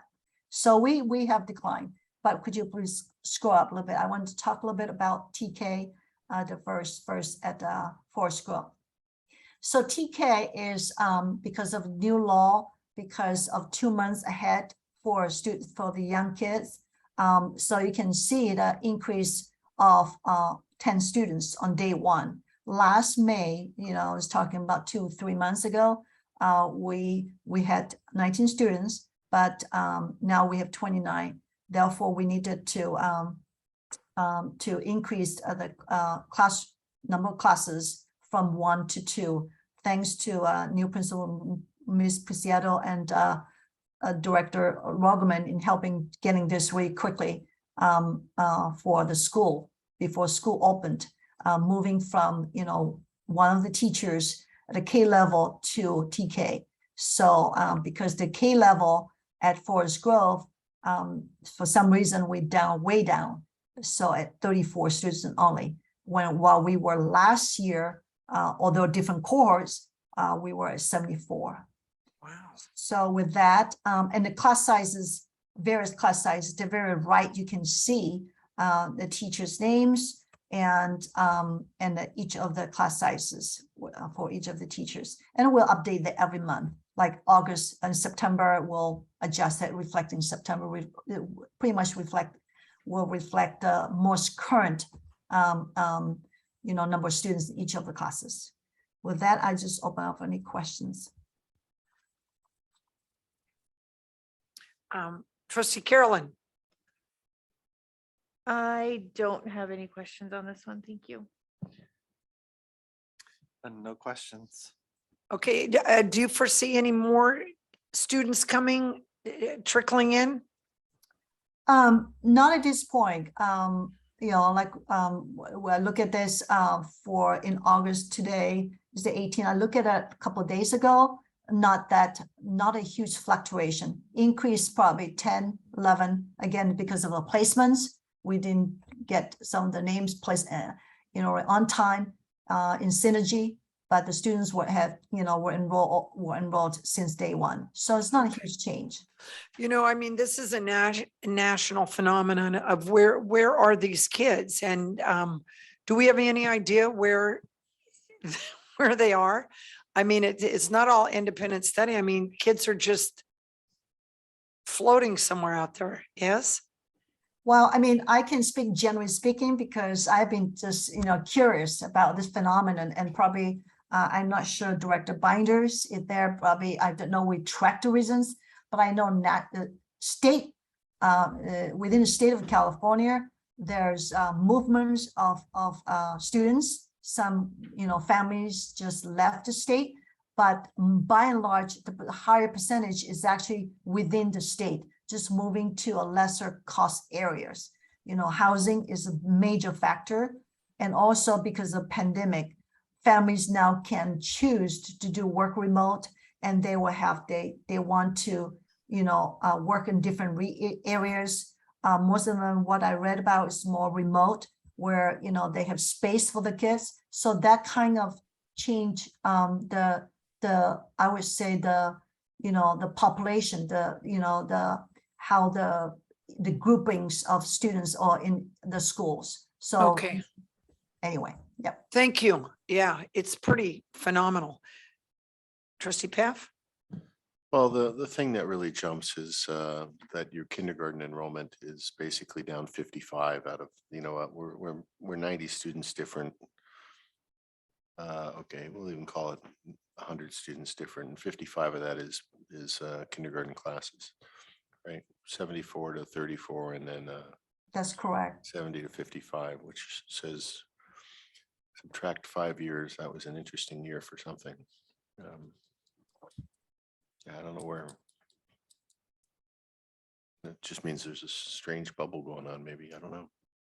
Thanks for the information. Trustee Swanson? No questions at this time. Thank you for presenting, Sung. Yeah, thank you as always. Any public comment at this point?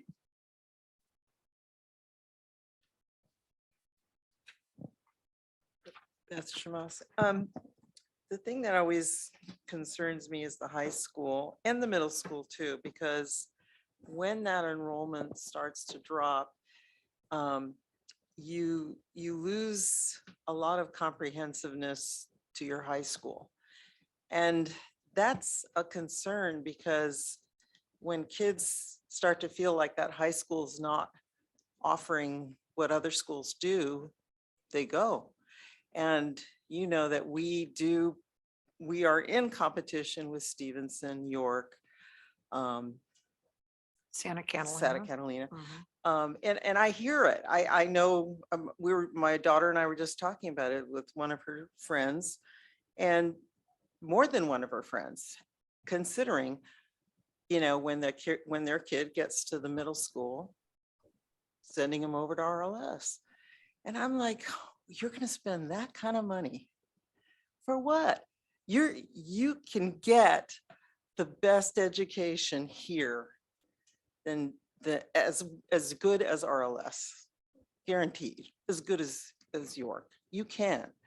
And I just think that we need to do a better job of selling ourselves, and especially at the middle school and the high school. We need to promote instead of just relying on, you know, word of mouth, or, you know, well, we're okay, people will just keep coming.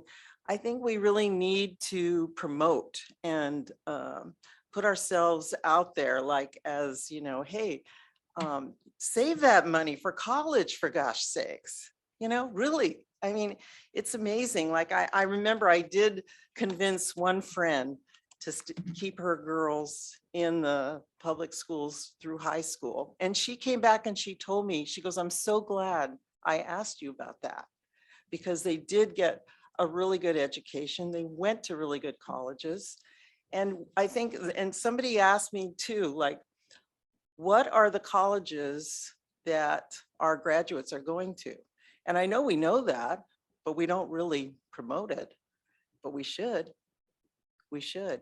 And you know, the middle schools do, I mean, the middle school is just phenomenal, really. And but we do not promote that.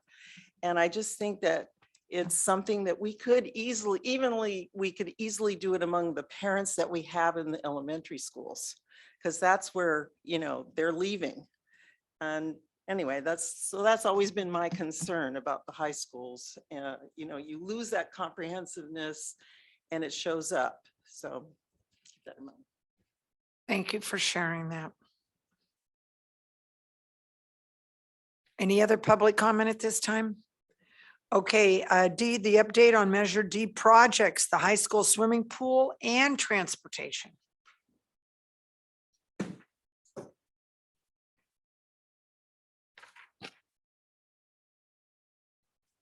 Hi, everybody. I'm back.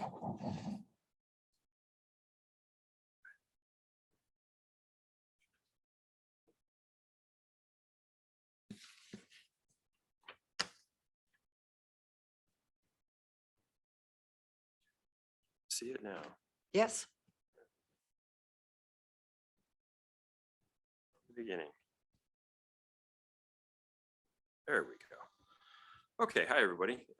John Anderson back again, Director of Maintenance and Transportation Facilities. So I'm going to give an update, and this update's actually on a lot of the Project D stuff and Measure D stuff that's gone on. And again, a lot of these projects were all underway when I got here, and I'm just trying to get them finished up, get them buttoned up, and get them paid for, and so that we can find out how much money's left so I could do more with the money we have. So first up is Robert Down exterior painting. Of all the projects, I think this one really went the best. You can see it went under budget, and if you look in the middle photograph there, you see just that beautiful facade. We've brought the beauty back to our old lady, if you will. Just a beautiful building here in our wonderful city of Pacific Grove. If you look on the before side, you'll see what I thought was like one of the worst areas of the building. I really wanted a pointer so I could point out all this stuff. But what you see there is you see some plaster, you know, exterior stucco damage, some big cracks in the building. You see some wood rot around the window. You see the old bell next to the camera that's just completely rusted out. And then if you look on your right hand, the after picture, it's just gorgeous. The painters did a wonderful job here. I'm very impressed with the quality of their work, and the paint selection was wonderful. So to me, this is just a gem for all the projects that I've seen that got started since I've been here. Okay. David Avenue paving improvements. So over at David Avenue, when I first got here, oh, you have a pointer. Hey, you know what, Ralph? Yeah. They don't really work on LCD. They don't work on the screen? We'll find out. Okay. Let's see if I can figure out how to turn this one on. It's the red button. Oh, you know, it gets sort of there. Yeah. I can't see So it. that's a little frustrating. Okay. So, well, I've got a pointer now, but it doesn't work. But we could do this and go, we're over here. So if you look at the picture on your left, earlier we talked about that curb that was going to retain the soil. So that nice wider curb right there, that happens to be the change order that we put in to fund having that curb put in before the dirt just came down into the asphalt. So when there was rain and stuff, the mud would just flow onto the roadway. So I think well worth it over time, you know, keeping the mud off the roadway and keeping it looking beautiful over is a good thing. So the roadway, all the alligatoring was fixed, the potholes were patched and had a coat of slurry put on. And again, this is money well spent, looks good. And it's a nice safe pathway for people to drive and walk over. Okay, next one. Pacific Grove Adult School. I was back there most of the day for the last 2 days. I didn't have a lot of pictures to share on this one because unfortunately this was all completed before I came to work here. And so there was no pictures taken by me. And this is one I happened to get from John Dominguez, the interim maintenance director. So what you have here is you see that mishmash of stuff down in that trench. And this project was originally $75,000 with a, you know, of course, the little thing down there is hiding it. And so it was budgeted 75,000. The original bid was for 51,000, and there was some items of discovery there. When they dug up the pipe, they actually found out that there was what we call a swale or a low spot, and a lot of the plumbing was draining back towards the building. So all that was corrected. And then they also uncovered a really bad underground water leak near the front of the building, which was repaired as well. So those two change orders brought us up to the 57. And that's where we have the 17,000 that we borrowed to pay for the other thing earlier. Okay. So of course I was back out there. We had another water leak on Tuesday night. So Tuesday night I was out there digging around at 9:30 at night, trying to get it all shut off. Wow. But we got it back on today. Okay. Okay, so this one I had absolutely no photographs for, and this Toilet. so I just came up. It's good. I came up with something. So this one was budgeted really high, $230,000, and John Dominguez had the first course of work done. And again, this was all completed before I came here, and that was to the tune of about $55,000. The second portion of the work at the Wilson's Plumbing, who did the work, said, let's wait on that because maybe you don't need it now that we've fixed this. So we're taking a wait and see approach. Of course, school started at the charter school last week, and they've been flushing toilets all week, and I haven't gotten a call. So fingers crossed, we won't have to get into that potential savings, and we could use that to fund something else. We shall see. Okay. Roofs at the charter school. Okay. Lewis needs to move things around so he kind of, but anyway, so what we had at this location is there's were the old tar and gravel roofs, and the product that John Dominguez went out to bid for is a encapsulant rather than a complete re-roof. So what this does is it basically scrapes all the rocks off the roof, sweeps and fills in any cracks, etc. And then it gets an emulsion layer put down that's a tar emulsion with a fabric liner to put that on there, and then they coat it with 2 coats of the encapsulant. And so you end up with this bright white roof that has an R rating. It reflects the sun and helps insulate it. And this encapsulation basically covers the entire existing roof without the rocks on it and makes it one permanently sealed membrane across the entire roof. So there's no seams, no joints, no anything. It's all gets sprayed on. This roof is supposed to last about 50, 60 years. Wow. So we hope it will. We think it will. We'll see. This is actually for me, this is the first time I've come across a roof with this put on. I've used similar products in other places, and I know they've worked well. So I have high hopes for this. And the little vignette in the top left corner there is there was some wood rot repair that was taken care of there. That's what put us slightly over budget. We'll talk about that on September 1st. But so the wood rot has been repaired for the most part that was associated with the roof. Okay. And there's other wood rot in the building, but that's for another project. Okay. Oh, clever. And another roof, same process, same company won the bid on this one. There's a picture of it in progress. That's the, of course, the middle school wood shop. And again, just to me, the pictures say it all. On the left, look, it was a gray day. It was under process. And then, of course, when the roof's done, it was bright and sunny and everything was fine. There was butterflies flying. It's just a wonderful day. So again, we have a savings here. And again, once we're done with all the projects, we'll reroute all that money and see what more we can do. Now, this one's a little bit of a disappointment, but it's underway. So I'm kind of excited. The playground equipment, it's been, again, that supply chain issue deal where things were ordered long ago, but they didn't show up in time for us to get ready for school. So disappointing for the kids nonetheless. So you have a picture of basically what used to be the old playground in ruins there on the left, and on the right is the future vision.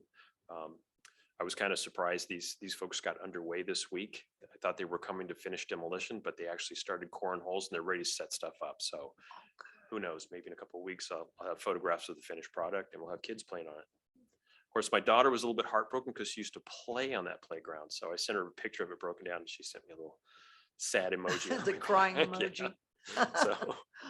So, And this playground, originally they had told me that this would probably start in late September. And I just got word yesterday that they don't think they can start until October 3rd. This playground equipment was ordered, oh gosh, back in early July. And it's not even going into production until right now. They said late September. So hopefully on the 3rd, they could start delivering it and begin work there. And this is for the David Avenue Charter School again. And John Dominguez got a bid that was just almost to the penny to what the budget was. So We have a savings of $3 here. Why isn't that noted? yes. So I'm hoping for no change orders. I don't put the savings in there until it's actual, you know, so since the work hasn't started, I'm hoping we don't find anything or break a pipe when we do it. Okay. And hardware and lock upgrades. This, I think, was a project that was actually supposed to begin last year, but again, supply chain issues. Most of the product is in now, is my understanding. There's a few odds and ends, and we're working on scheduling this probably for the first part of September to get underway. And we'll probably do the district office first, where we'll change out all the locks, get it rekeyed and everything. And then depending on how that goes, we'll move on to the smaller campuses before we attack like the high school, for instance. We want to make sure that we are able to repin and rekey and get everything ready to go and hand all the teachers their keys so it doesn't disrupt, you know, classes, etc. So anyways, original budget about $500,480. And we have material invoices that are coming in now for the product we purchased, and there'll be labor. So stay tuned. We'll see where this goes. So a mower, one of the mowers was replaced to the tune of about $42,000. It's a beautiful mower. Come by on Wednesdays or Mondays, you might see it out running around. Kind of exciting to see that nice piece of equipment doing a good job on our lawns. I went to take a picture of the one we have in the shop, but it's just more impressive with their staged photo. So. Yeah. Okay. And in our shop, the guys are getting, you know, new tools and equipment. I have seen some of the old tools that the guys showed me, and really glad they have new equipment to work with. It's safer, it's more efficient. We have saws now and drill presses that can accommodate larger material and such. Their tools are organized and they're, you know, ready at their disposal. A team that has all the tools they need is much more efficient than people using old broken tools and can't find stuff. So, and it also shows them that we care about the work they do. So now for the pool. So earlier there was a public comment about the pool and the boilers not being replaced. Those boilers were replaced. What's unfortunate is the boilers had a material defect, which is being paid for on warranty, and that is under repair. What's unfortunate is, if you remember back on July 21st or 22nd, we had a power line drop near the high school. And when that power line dropped, it sent what's called single phasing electricity through the entire high school. Unfortunately, what that did is we lost control boards and blower motors to the pool equipment, and we lost quite a few light fixtures. So that's where we're standing today. That's the problem that has the pool not opening. So this was essentially, since I came here, when I arrived, the pool's boilers were broke down, and the reason they were broke down and taken apart is because they had gotten the replacement parts, the defective parts, and that was under repair when I arrived. And so I said, hey guys, the pool's under repair, it's off, let's do other maintenance.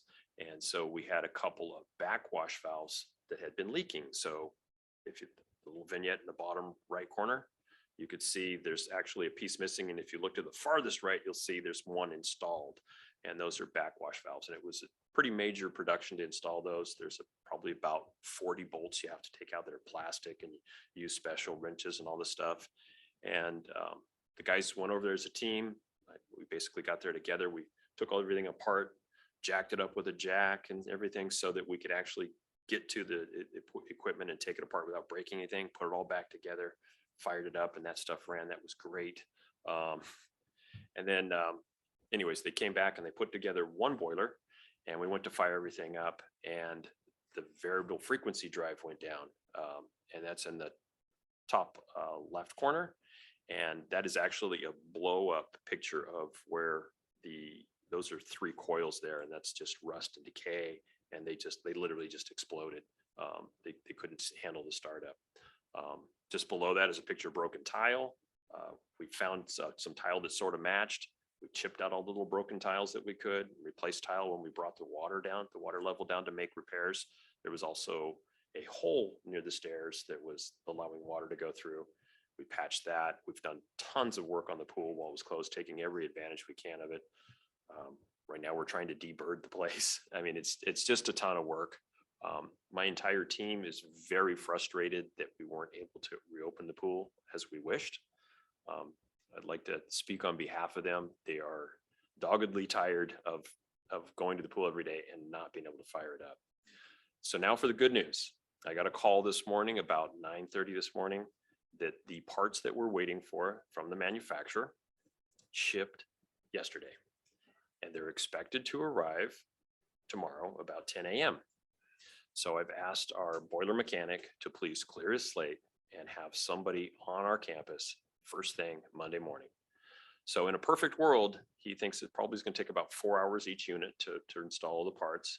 So at the end of an 8-hour day, knock on wood, we might be able to fire up some boilers and start heating that pool. The other good news is we shocked the pool. I don't know if anybody knows what shocking a pool is, but shocking a pool is where you take a pool that, like this one's been offline so long and all the birds, introducing their matter into it. We wanted to make sure it was safe for our students and people to swim in. So when we shock the pool, you basically crank up the chlorine really, really high, and it's a chlorine shock, and that basically purifies the pool water. And then we have to bring it back into equilibrium. We did that twice. We do that mostly for any matter that might be growing in the pool, specifically cryptosporidium. Cryptosporidium is not something we want to introduce our kids to, and so we made sure and shocked it. And we did that per county and county health guidelines. That brightened up the pool amazingly. We've brushed the entire pool. Like I said, we've patched it.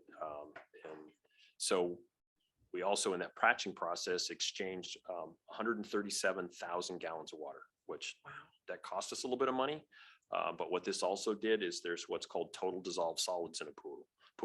And total dissolved solids are from actually the chlorine evaporation, the salts that come off our bodies when we swim in pools, suntan lotion, zinc and stuff that's in those, and just general evaporation from the actual salts and things that are in water. And so our total dissolved solids were getting a little high. Exchanging the water brought that back down. So now that we've brought the total dissolved solids down, we've shocked the pool, we've cleaned the pool, we've filtered the pool, all this, you're going to have some of the best water quality in that pool you've had in years. We've got the pH balanced to the same pH as a human eye. So that means when you swim in the pool, your eyes aren't going to burn. It's no longer chlorine soup. It is actually water to swim in. So I know it's been a real hassle to wait for this pool to reopen, but the good news is when it reopens, I think people are going to be very pleased. It's going to be the best pool we've had in years. And going forward, we have plans to do things to maintenance wise. We'll probably speak about those on September 1st to try to make sure that we keep this pool open, in continuum. Part of that, though, is asking for a couple times a year to be able to actually close it down for maintenance, and that will ensure that we have a better chance of keeping it open regularly. Okay, I will go on to the last one, then I'll ask for questions. Should we take a second here because of time? Yeah. Okay. This is what we have to do when we hit our 10 o'clock witching hour. So what kind of time do you think we might need? We've got this, we've got the crossing guard. 30 minutes. 30 minutes. Does that give us enough of this week? Can I hear a motion? I will move to extend our meeting to 10:30 and no longer than that. I second. Okay, motion was made by trustee Brian Swanson, seconded by Christy Dawson. Roll call vote. Yes. Aye. Aye. Aye. Aye. Okay, motion carries. Thank you so much for your Thank you. I patience. appreciate the time. Okay, transportation, another difficult thing I managed to walk right in the door to. So Welcome. Thank you. So obviously a nationwide bus shortage, the bus driver shortage. We also found out a couple weeks ago when we opened school that there's also a trash truck driver shortage. Who knew, right? So I guess anybody that drives something big that has wheels there's a shortage of them right now. Anyways, what we have figured out is we tried very desperately to hire qualified bus drivers. They kind of don't exist. We were fortunate enough to be able to attract one. That bus driver is currently hired and should be starting soon. I'm looking to Billy. So super good news. The unfortunate part is we really wanted to begin with bus driving from the 29th. Unfortunately, she will not be able to begin until the 29th. And by state law, she has to actually get acquainted with our vehicles, even though she's driven buses her whole life. She's got to drive our buses around for about 2 days before she could have any students on those. So we're looking to the first. Since we can't actually hire any bus drivers that are pre-qualified, we've moved into hiring our new grounds employee, and he's willing to be a bus driver. So he's going to be a bus driver in training. And anybody else that applies for a job right now, we're going to ask them if they want to go for bus driver training. Actually, prior to coming here, where I previously worked, someone mentioned RLS. I had a bus driver that's getting ready to retire. So I just happened to research before I came over here what it would take to train a new bus driver, and found out that there's actually over at the Monterey County Office of Education, they're actually holding classes. Used to be on Saturdays only. Now, guess what? They're holding them 5 days a week. Oh, yeah. So as soon as they enroll, as soon as we have employees here, we'll enroll them immediately. My executive assistant, Lori, already looked into that for me. She got on the phone with them, and for a very reasonable price and about 2.5 weeks of straight classes, they could start their driver training. So super good news on that front. Yeah. If you can't find them, we'll make them, right? So special education transportation, again, was provided from day one. We do have enough bus drivers to make that happen, and it's been successful. Last Friday, I actually went on the bus. It was a great experience. I wanted to see what our drivers do. I wanted to meet the special ed parents and stuff and the kids. We sang Wills on the bus, and it was a great time. I just a special place in my heart for those kids. Okay, so if everything goes perfect, bus routes for elementary and middle school starts September 1st. And so let's just hope it keeps going well. Any questions? Okay, let's find out. Trustee Swanson? I don't think any questions really. I wanted to thank you though for just a great presentation. I missed those presentations really, and seeing so thorough in this. And I'd mentioned earlier today, it's like I'd gone over to David Avenue and went through that lot, and that was really nice to see how great that looks. But the news about the pool is fantastic. We'll get through the driver thing. It's their driver shortages and everything. Yeah, garbage trucks, school buses, tour buses for rock bands. Yeah. Right. I was dealing with that this morning. It's impossible to find. And there are plenty of tour buses. There just aren't enough people to drive them. So it's hitting everything. But thank you. It's a great presentation. I appreciate it. Thank you. John, thank you very much. I'm curious, and Ralph, this goes to you. What is the actual age of our schools? You know, can you get that to us at some point? Yeah. It depends on the buildings, but just some point send it out. Sure. Yeah. It's not Robert important. Down in middle school are the oldest I know. Robert Down is, but it's had more work Yeah. too along the way. Yeah. I mean, what you pulled out of the adult school lines, is that PVC or cast, or is that orange? Is that Orangeburg at this Oh, point? I'm surprised you know what Orangeburg is, but no, it wasn't Orangeburg pipe. It is actually old cast iron. It's old cast. Yeah, it is ancient. Yeah. Yeah, and the water line break we had this week, when I actually made it worse when I was out there, I literally reached down and went to turn a valve to try to isolate the and leak. brought the valve out. No, once I turned it off, the back pressure actually blew a hole out of the pipe, so it's tricky. That's a future project for us to replumb the entire building, I think. The roofs look great. That is the classroom formerly known as the wood shop. It's not a wood shop. Formerly known as a anymore. wood We don't shop. know what it is anymore. It's kind of like Prince. But there is a special place in Dante's list for the guy who invented flat roofs, generally speaking. I've never quite understood how that became the de facto standard for school buildings. We'll blame Frank Lloyd. Don't Wright. care. Yeah, we will. I think Carolyn and I were both at Robert Down with that thing that the old playground my thought was it had really been destroyed. I mean, it was mangled coming out of the Yeah. ground. I don't know if you took a look at it, but it was like Godzilla came by. It was, and all of that's good. I mean, it's really nice to see that progress. Locks, you're in good spot. Couple things that eventually would be nice, and I think the board could take a look at. Oh, so let me understand the pool. One of the things you're saying is you went to single phase, so everything in there is 220 right now?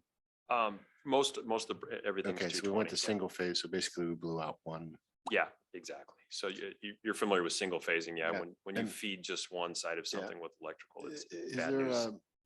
is there like an Eaton circuit interrupter that might prevent that in some point in our system, or is that, are those I think we contacts would not probably, possible? most everything has motor protection these days. But Okay. unfortunately, when a circuit panel like that is fed, it's not. So we'd have to look into some kind of protection for that in the future. A lot of times that protection should be at the It transformer should be level. at the, Yeah. on the, At the transformer level. Yeah. So I don't know. That would be a discussion with PG&E. that's interesting. We have no recourse with PG&E either, right? I am going to go ahead and file anyways. In my career, I've filed probably about 2 or 3 times a claim, and you don't even get a phone call back. And there's the possibility that we could also go through our insurance if it's warranted. About $10,000 worth of materials, plus the LED lights that we lost. Oh, yeah, that's painful too. And a lot of frustration. So, yeah, so the two things to kind of request and ask you to look at some point, and board, forgive me, I'll just toss them out. One is, well, because it's not really a board discussion, it's me just throwing out thoughts. You just toss away. Mr. One Bell. is, there's a bunch of excess stuff that now lives about 150 feet over there behind the shop, which appears to be, capturing oxidation, and that's about it. And it would be really nice to lose that and make that kind of look better if you're coming from the field side. Have you looked out there lately? I've had a guy working I on it. haven't actually in the Okay. last week. So I've had a guy working on that for about 2 weeks, cleaning up the yard. Oh, well then, the thank you mach- very much. yeah. Boy, God, that was Sorry about service. that. The other thing is, when Brian said he has a stump grinder, the thing that gets me at the schools and at PG High in particular is that there are in fact 45 stumps on that property. And that, I'm pretty sure the first one was done when Beth was still there. We just left a tree, and since then they've, we don't grind them out. Is there a way of getting on that and putting that on the list? It's a little frustrating to me that actually the last 2 places I work, they do the same thing. Chop down the tree, leave the stump. Yeah. Because probably the most expensive thing is of course taking out that stump. So we just have to figure out what's the priority for the money. Did you put the soccer field up at Stevenson? The Soccer field? The field at Stevenson? No, that was not my project. That was there before I got it. I only spent 17 months at Stevenson. And so it was there when I was going to ask, how'd you do that? I mean, basically that was forest. So I think they cut it down then asked later for forgiveness. I think they did too. That's probably what they did. Well, listen, thank you so much for the presentation. I'm excited Done? about that, and I look forward to going into the pool shortly. So Swimming? thank you very much. You're going swimming. I think I was the first adult in that pool in Wow. 2012. Something else. There were children. in the pool. I'll try to be brief. Okay. Yeah, I love the presentation. The pictures are fabulous. The front of RHD is phenomenal. I just want to say your calm, optimistic demeanor is wonderful, and wonderful to have you here, because a lot of these things can get some folks real riled up. So thank you for being here and guiding us through, sir. Thank you. Thank you for the presentation. Robert Down does look beautiful. The playground, not so much, but Coming soon. I do appreciate the explanation. Some things are just out of our control. So Yeah. thank you. Trustee Carolyn. Yeah, thanks. John, I like your presentation style. Thank you. Thank you for that. So I have this one pet project that I've been bringing up since before I was on the board, and it is on the Measure D list. But it's a safety item. It's fencing at the special ed / state preschool. If you'll note Yes, what are you gonna say? Okay, so. It's not raising the fence to 4 feet. Okay, It's like if you'll note when you go to the adult school, the co-op and the co-op location next to Robert Down, they have these stop gaps for students who want to escape or elope. okay. And so our special ed preschool, which is occupied by students that you say are close to your heart, and the state preschool kids who, so what I'm saying is those are 2 preschools that house some of our most targeted populations that we want to support in our district. And they don't have a way to safely have, keep them inside. Okay. The doors face, my microphone's pooping out. The doors face David Avenue, and it's a busy street. And since my daughter was 3 years old and she's almost 11 now, it's a disaster waiting to happen. I will look into it. Thank you. We'll see where it fits into the plan, but the state preschool fence is getting elevated. I've already. I heard about that. I've Yeah. ordered materials for it. Thank you so much. And I'm excited to go see that playground because as you know, it was dirt before. So Yeah, well, that's now it's really nice. special dirt. Cool. And the last thing I have is just, one thing that's besides safety, the thing that's one of my highest priorities is kind of like our customer service level out to our customers, our students and our families. And so I had a special favor to ask you if on the voicemail, when people call your department, if instead of it saying you've reached 9211, can it say, thank you so much for calling the Transportation Facilities Department. We're here to help you and we'll get back to you. Sure. That would be huge for me. It sounds small, but I think those things make a difference. I never. And call how the would line. you ever know, I right? would never call the line, so Exactly. I wouldn't know. So thanks for letting me know. You bet. Thank you so much. Thank you. May I add to Carolyn's comment there? Ralph, can you check and see if most people are like that? We put in a new phone system not too long ago, and there's still numbers that seem to be not very personal. Sometimes the voice is very, very computerized. Okay. Okay, do we do public comment at this point? Yes. Yeah, okay, wake up. Public comment. Anyone? Now one, now one. Well, we got one. Oh, we have one. Oh, thanks. Yeah.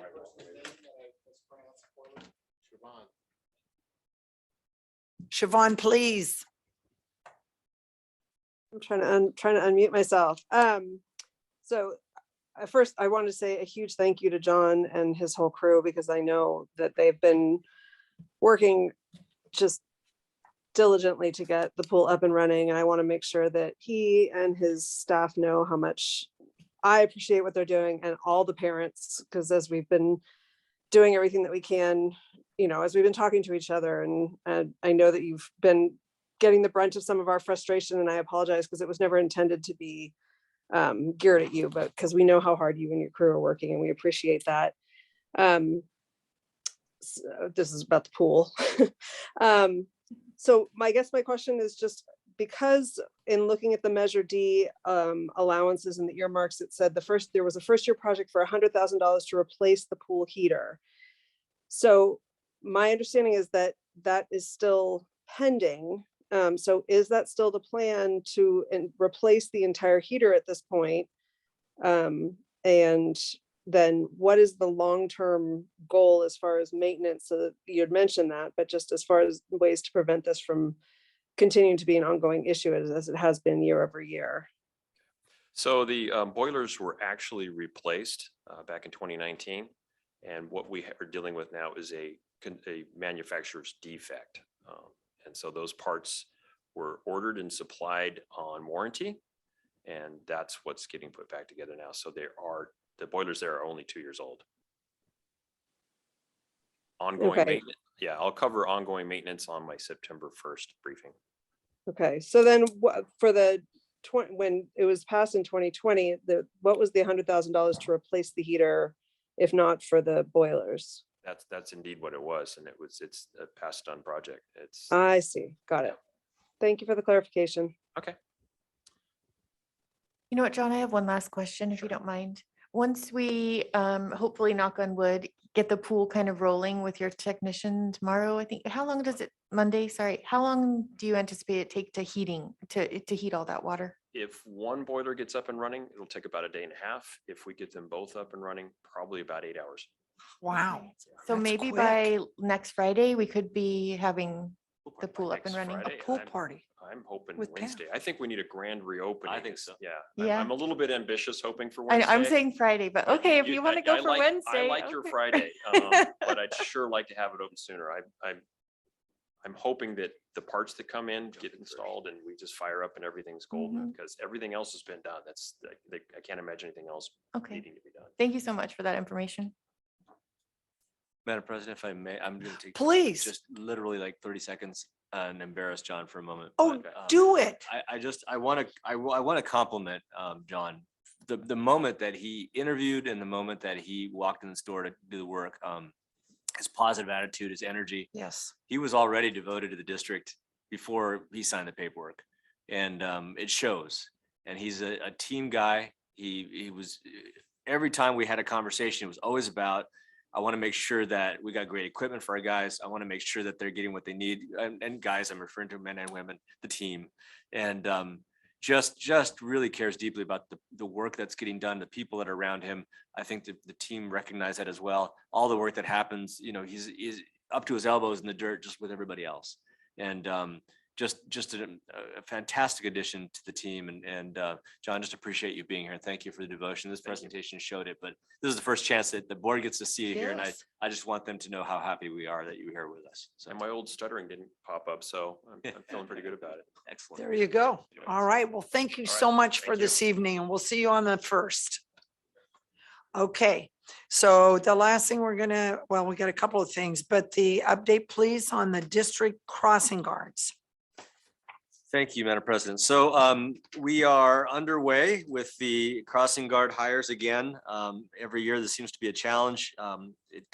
Seemingly when we thought we had people in place, the year starts and people leave. And so we rehire and relook for where we can. We have our positions posted. We are actively recruiting to the extent that we can. We have somebody, I think, ready to come on board here soon.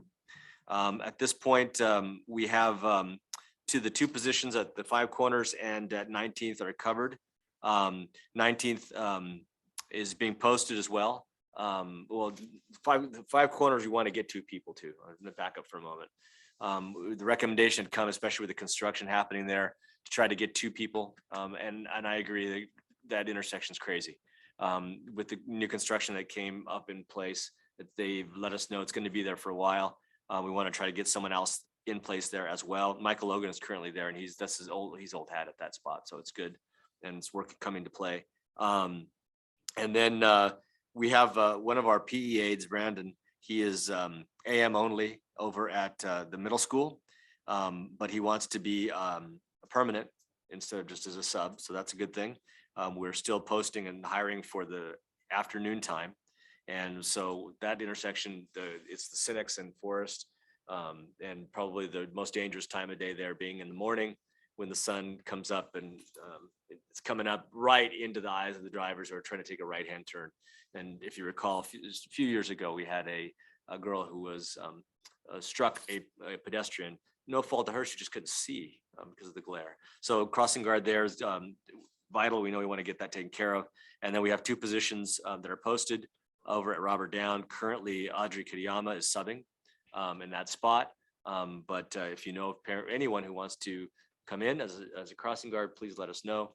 We are pushing out the announcements pretty regularly, trying to find people. I've been in touch with folks at the city, trying to see who we can. I've spoken with 2 folks at Monterey City as well. They don't have anyone either.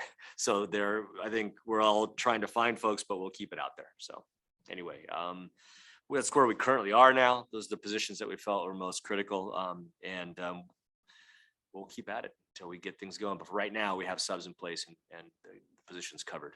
So certainly happy to take any other further direction by the board in regards to the current status. Okay. Trustee Swanson? Nothing from me, thank you. Okay, Trustee Paff?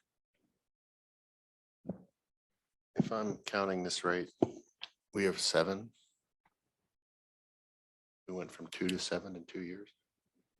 Well, but the need has been displayed. Okay, 19th Street. is. No, I don't see that. And we have 2 on Robert Down now. We're looking for 2, yes. For what streets? Over the two crosswalks, the 2 lit crosswalks there. I don't remember the street numbers exactly. It's like 13th and next one over. Okay, and you're thinking the 7th person at 5 Corners is temporary. Right, yeah, that's the intent, at least for this year with the construction. Okay, construction's going to be over by November. That's a sidewalk. Yeah, well, they gave us a lot longer of a date, but right now we're just aiming for the year, get it covered.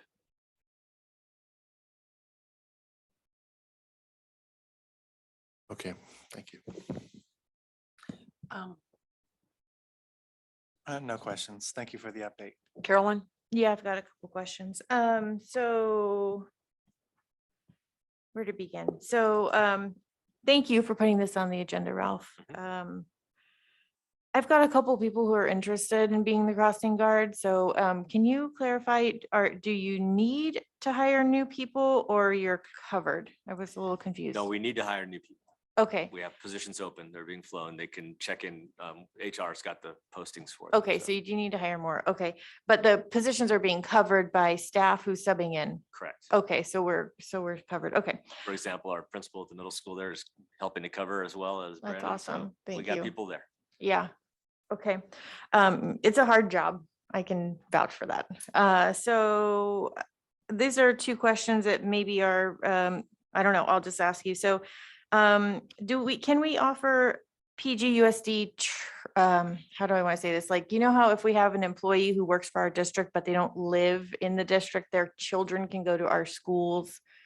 Is that only for full-time employees or can we offer something like that for crossing guards? There's I don't know, Billy, there's a percentage, right? Yes, it. 20 hours? Okay. So if we had a crossing guard who hit 20 hours, their kids could come to our school. Okay, 20 hours. How's that Oh, possible? I'm no. speaking, go ahead. I Bill. was gonna, Go ahead, Billy. yeah. Well, with all these different spots, it's like they could Oh, do it's a one per- morning and then they're all at the same time.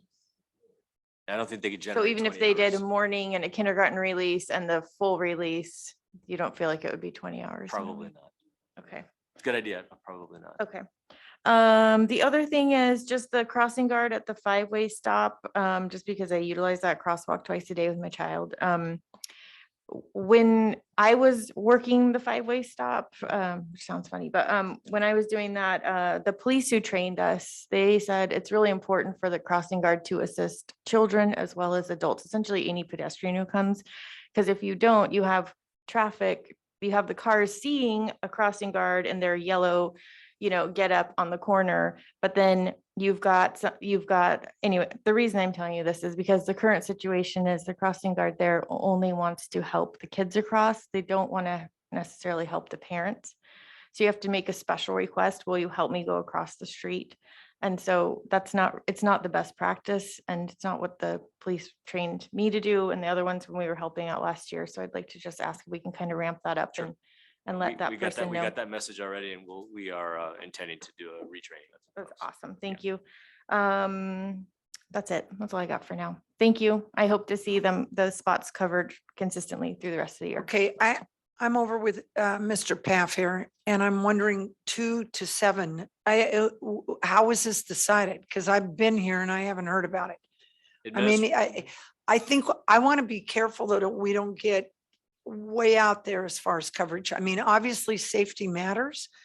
So you're in a weird position, but there are places kids cross all over the place. I just want to be careful it doesn't get out of hand and become excessive. So who decides this? How have we jumped to triple the number of guards? I'm counting 6. I'm not sure where the 7th is at, but I digress for the moment. When this first came up as a concern last year, administration did an assessment to watch what was happening, see what was going on at the crosswalks. And at that point made an administrative decision to bring these positions in and get them hired and get them in place because the need was evidently there. And there are some crosswalks that are they're just dangerous. And others less so. But at this stage of the game, a lot of parents had asked for it and we saw the need. If the board would rather we not have as many positions, we can certainly reduce. Does the city share with us at all? I know in my last district, the city came in 50-50. The city used to own the crosswalks. They used to employ the crossing guards. They no longer do that. So it was either we have somebody in there or there would be no crossing guards. Has there ever been, I don't want to use the word pressure, but have we ever, I mean, I took a bunch of seniors from ASB and the city gave us money. I mean, have we ever done that here?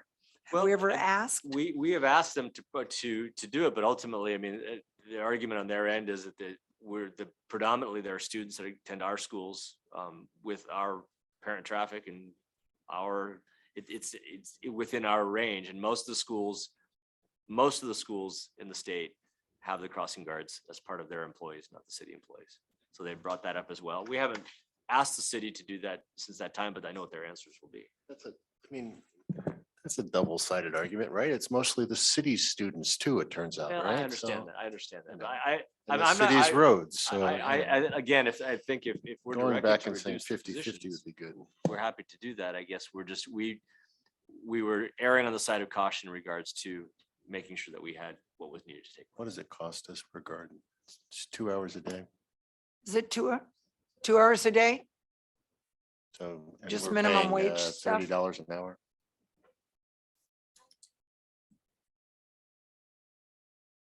Okay. That's all. Okay, just curious. Yeah. So now we'll move on. Tighten it up. I'm trying. No, I Future know. agenda items, It was me, I was checking. Oh, that's all. public comment. I agree. The city needs to be included in this. I mean, come on, they have a traffic commission, for gosh sakes.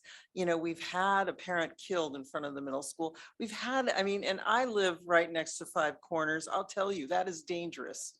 That is dangerous. And it is, you know, so it is important. And I don't know how the police can just say, oh, well, it's the school's problem. No, the streets, we don't own the streets, you know, so. It wasn't, just to be clear, it wasn't the police department, it was the city manager. Well, So same, different- yeah, I know, but the diff- city different. employs the police and, you know, I mean, it's just, they have a traffic commission. So I'll be glad to go to the traffic commission and tell them this needs to be a partnership.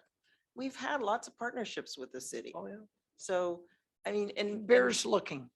Yeah, and you know, there's a new group gonna come in and, you know, they'll have an election and maybe we get a little more people that are more Kid friendly. kid friendly. That's what we need, kid friendly.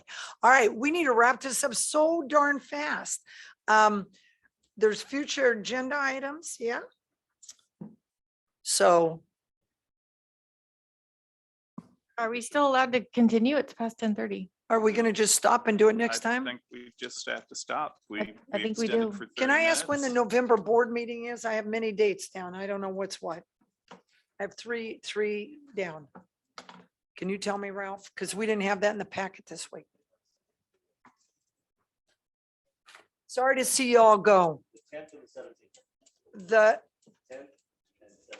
10th, 17th, no third. 10 and 17, yes. Thank you so much. And next week, just board, we will meet after to go over after our special meeting at Correct, after the special 5:30. meeting, yes. We'll post it as immediately following the open session. Please, and would you please put in there HR audit? That's what it's too late. It's already been posted, Yeah, we right? already have it Okay, as that works for under the me. goals, so that's. Yes, thank that's you the- so much. Okay. Thank you all for coming, and we'd like to break into a song about so long, farewell, but we will skip that because we're over time. Well done.